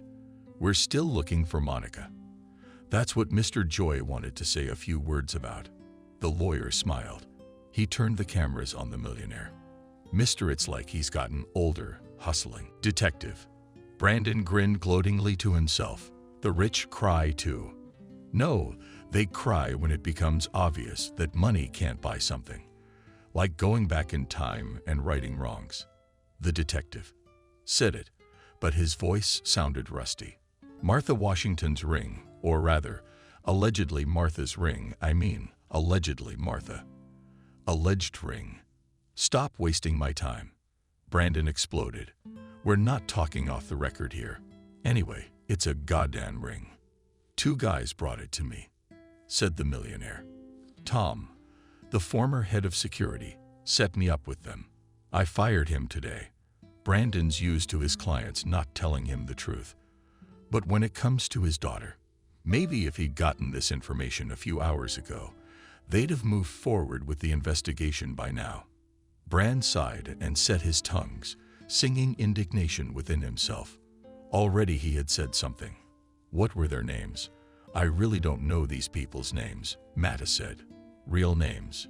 We've got to remember something." Brendan exhorted him. "They probably know the fate of the ring and your daughter. I saw them for the first time," replied the millionaire. "He didn't write the volume. He said that some people wanted to sell me something worthwhile. I don't know why I agreed to this stupid meeting. It wasn't really like that. The head of security told me that a real relic of Martha Washington's ring had surfaced on the black market, and Mr. Matt himself was begging for a meeting to sell it. It seemed to him that if his daughter wore such a ring, not a single person in the whole country would dare to challenge his status as a U.S. citizen. One of them was named Rick, pronounced, "We are Thin Rick." Brandon shrieked. He couldn't hide his excitement. "Did you guys really mess with Thin Rick?" The detective found it increasingly difficult to refrain from the very unprintable expressions for which his department was famous. "Think thin. That man wouldn't miss an opportunity to make a big score, and if we also showed him the money. I can see why the kidnappers didn't make any demands. They could wait days. Playing a subtle game with a millionaire. That's all." Brandon asked. "Or are there any other juicy details?" "That's it," exhaled the millionaire. "Please find my daughter." The lawyer turned the camera back to his pretty face. The detective noted to himself that this man didn't care about other people's suffering. He hadn't even changed his face when he'd asked him to find his daughter. And Thin Rick's name didn't make any impression on him. "This will make the officer's investigation easier, won't it?" asked Gagliano. "Of course," answered Brandon. "I'll report everything to the prosecutor." Over and out. Gagliano said he would stay at Matt's mansion as long as necessary. The millionaire thanked for his concern, although he did not believe in its sincerity. However, the presence of an old acquaintance was very useful. Mr. Joe now could not relax for a second and was waiting for new blows.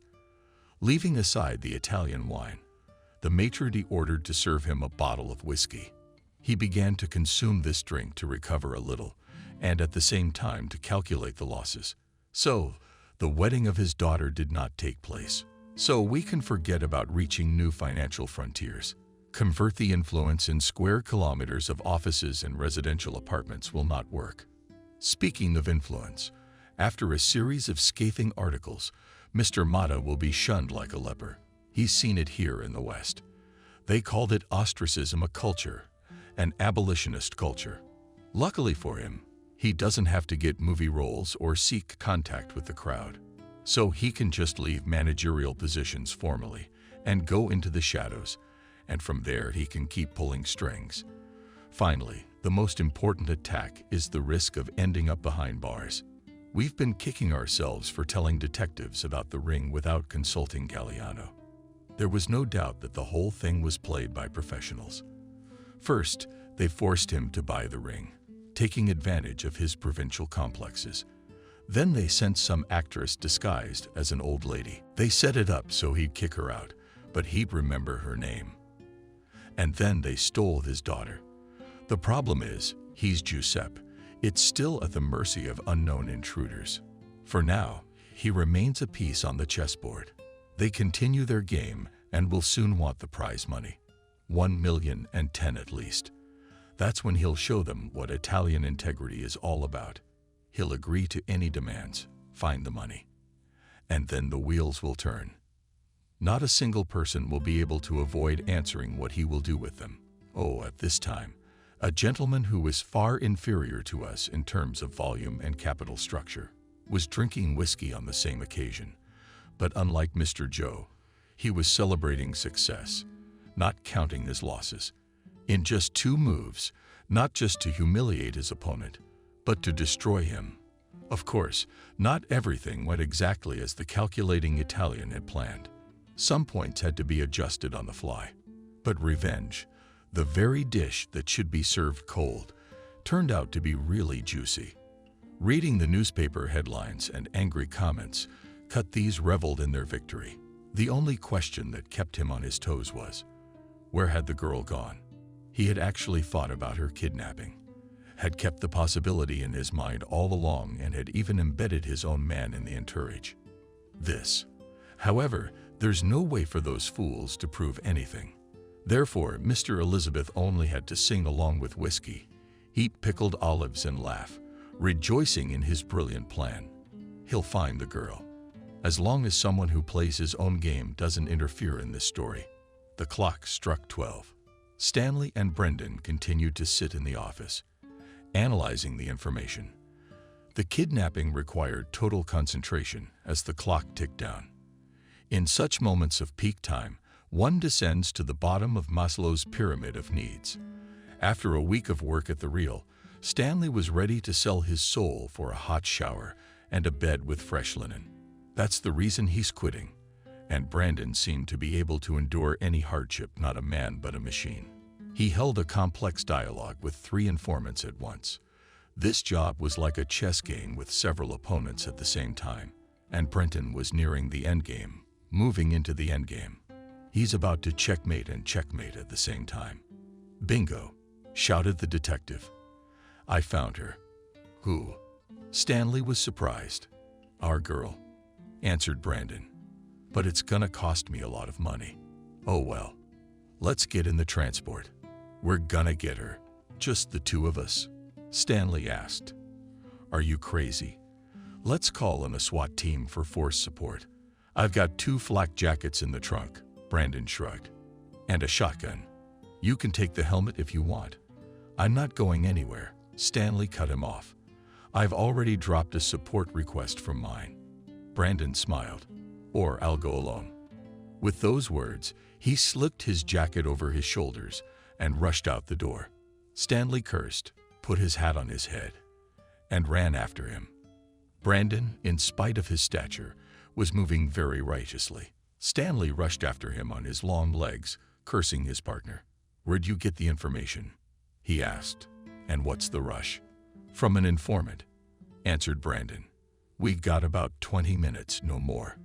The detectives drove through the night city, both the Buick and Brendan literally swallowing up the kilometers. He was accelerating at an obscene speed, and Stanley prayed they didn't hit some pole or manhole. "Where are we going?" Stanley asked. "Let's go easy on the warehouses," Brendan replied. Out of the corner of his eye, he noticed his partner patting his pockets. "Did you forget your cell phone?"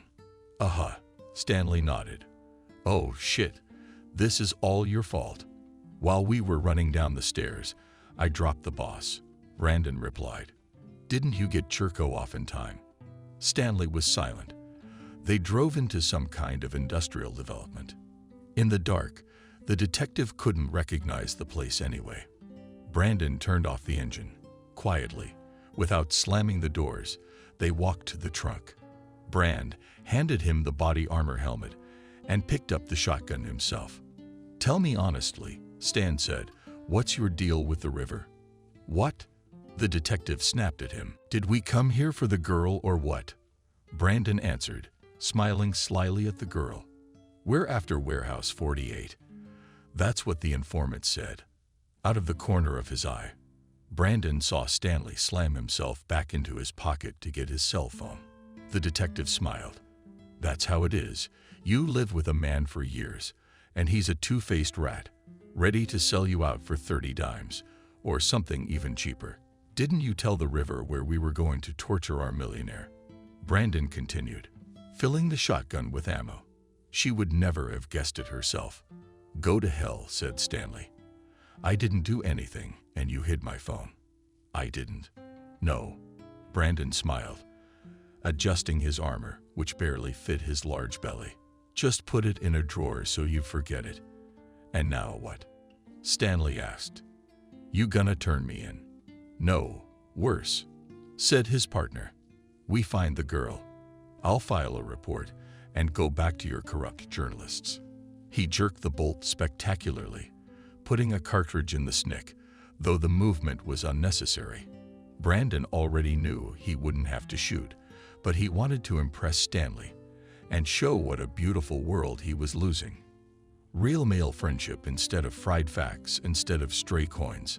Something more expensive, a sense of mutual support and respect.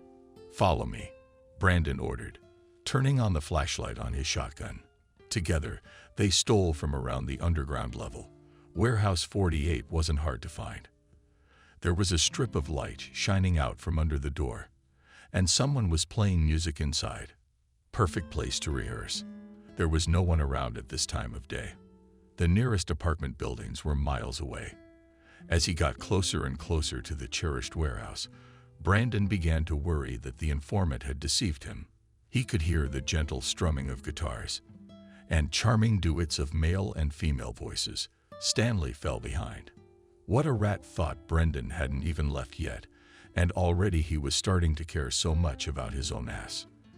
The detective crept to the steel door and slipped his finger in the gap between them for a word push and stepped back. The door began to open slowly, as if a gust of wind had propelled it. The voices died down. Brandon heard footsteps from deep inside the warehouse. Someone was coming to close the door. It made sense, and as the man's hand moved out in search of the handle, the detective nimbly grabbed it, twisted, and pulled it toward him. Handcuffs. Stan shouted. Brandon, Stan, handcuffs. Dan, you to hell. The clock read 8. Tough morning. Up in bed as early as yesterday. At this time, Mr. Mata thought he was the ruler of the world. He made plans. He was going to grow his capital to obscene levels, and today he's sitting in his underwear on a silk sheet, trying to grasp the shadow of the passing day. So first, let's count the losses.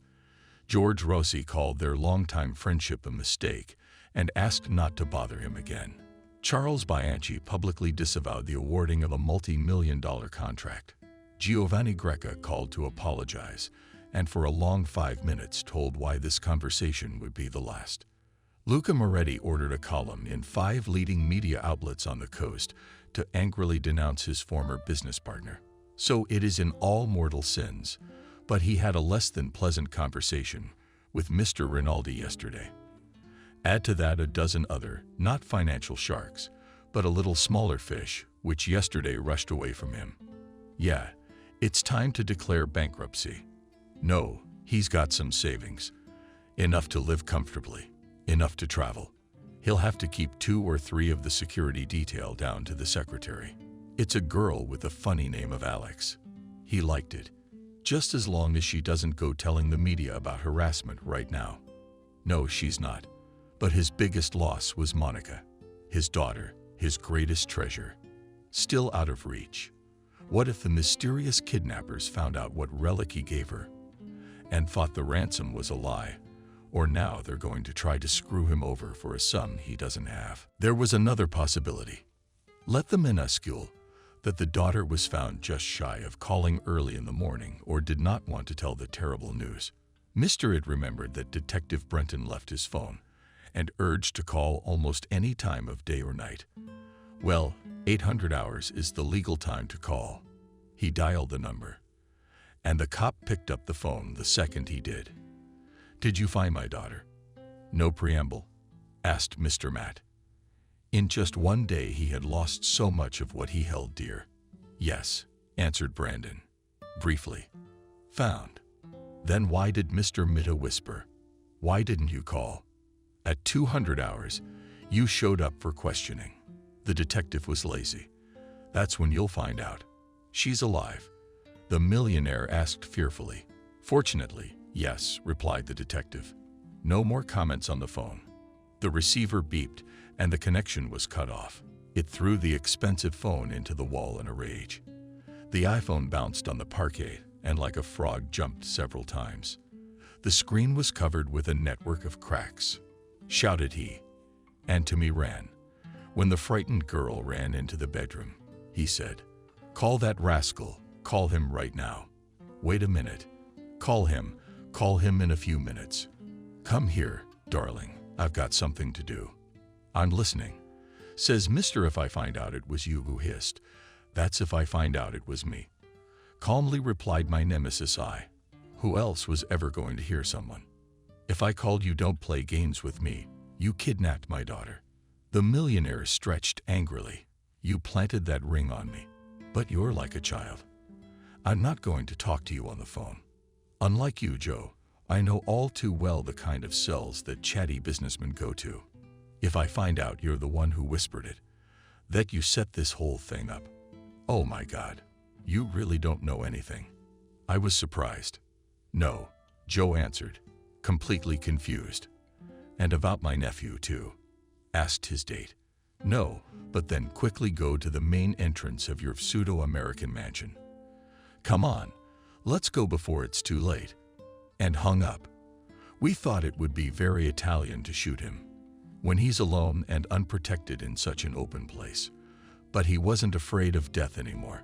Why would he want a world without his daughter?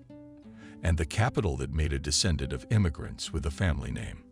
That's Mr. He staggered across the courtyard of his mansion. The place hadn't been cleaned up after last night's wedding invasion. There were napkins, plastic bottles, leftover dishes, and engraved spoons lying around. The jam he'd ordered the day before. The guards looked away and pretended to be extremely busy bums. And so he reached the main entrance to his estate, swung open the entry gate, spread his arms out to shout, "Shoot. Well, already I'm all yours." But there was no minibus, not even a scooter where a machine gunner could sit. Only on the grass in front of the gate lay a small box. He picked it up and put it in his pocket, though it might well have been a bomb. He walked back into the house, sat down on the sofa, and opened it. In the box was his daughter's ring, or rather Martha's ring to Washington, and a small letter. The millionaire unfolded it and read it aloud. "And no one kidnapped me. I'm fine. And I'm happy. P.S. Go to hell, bye."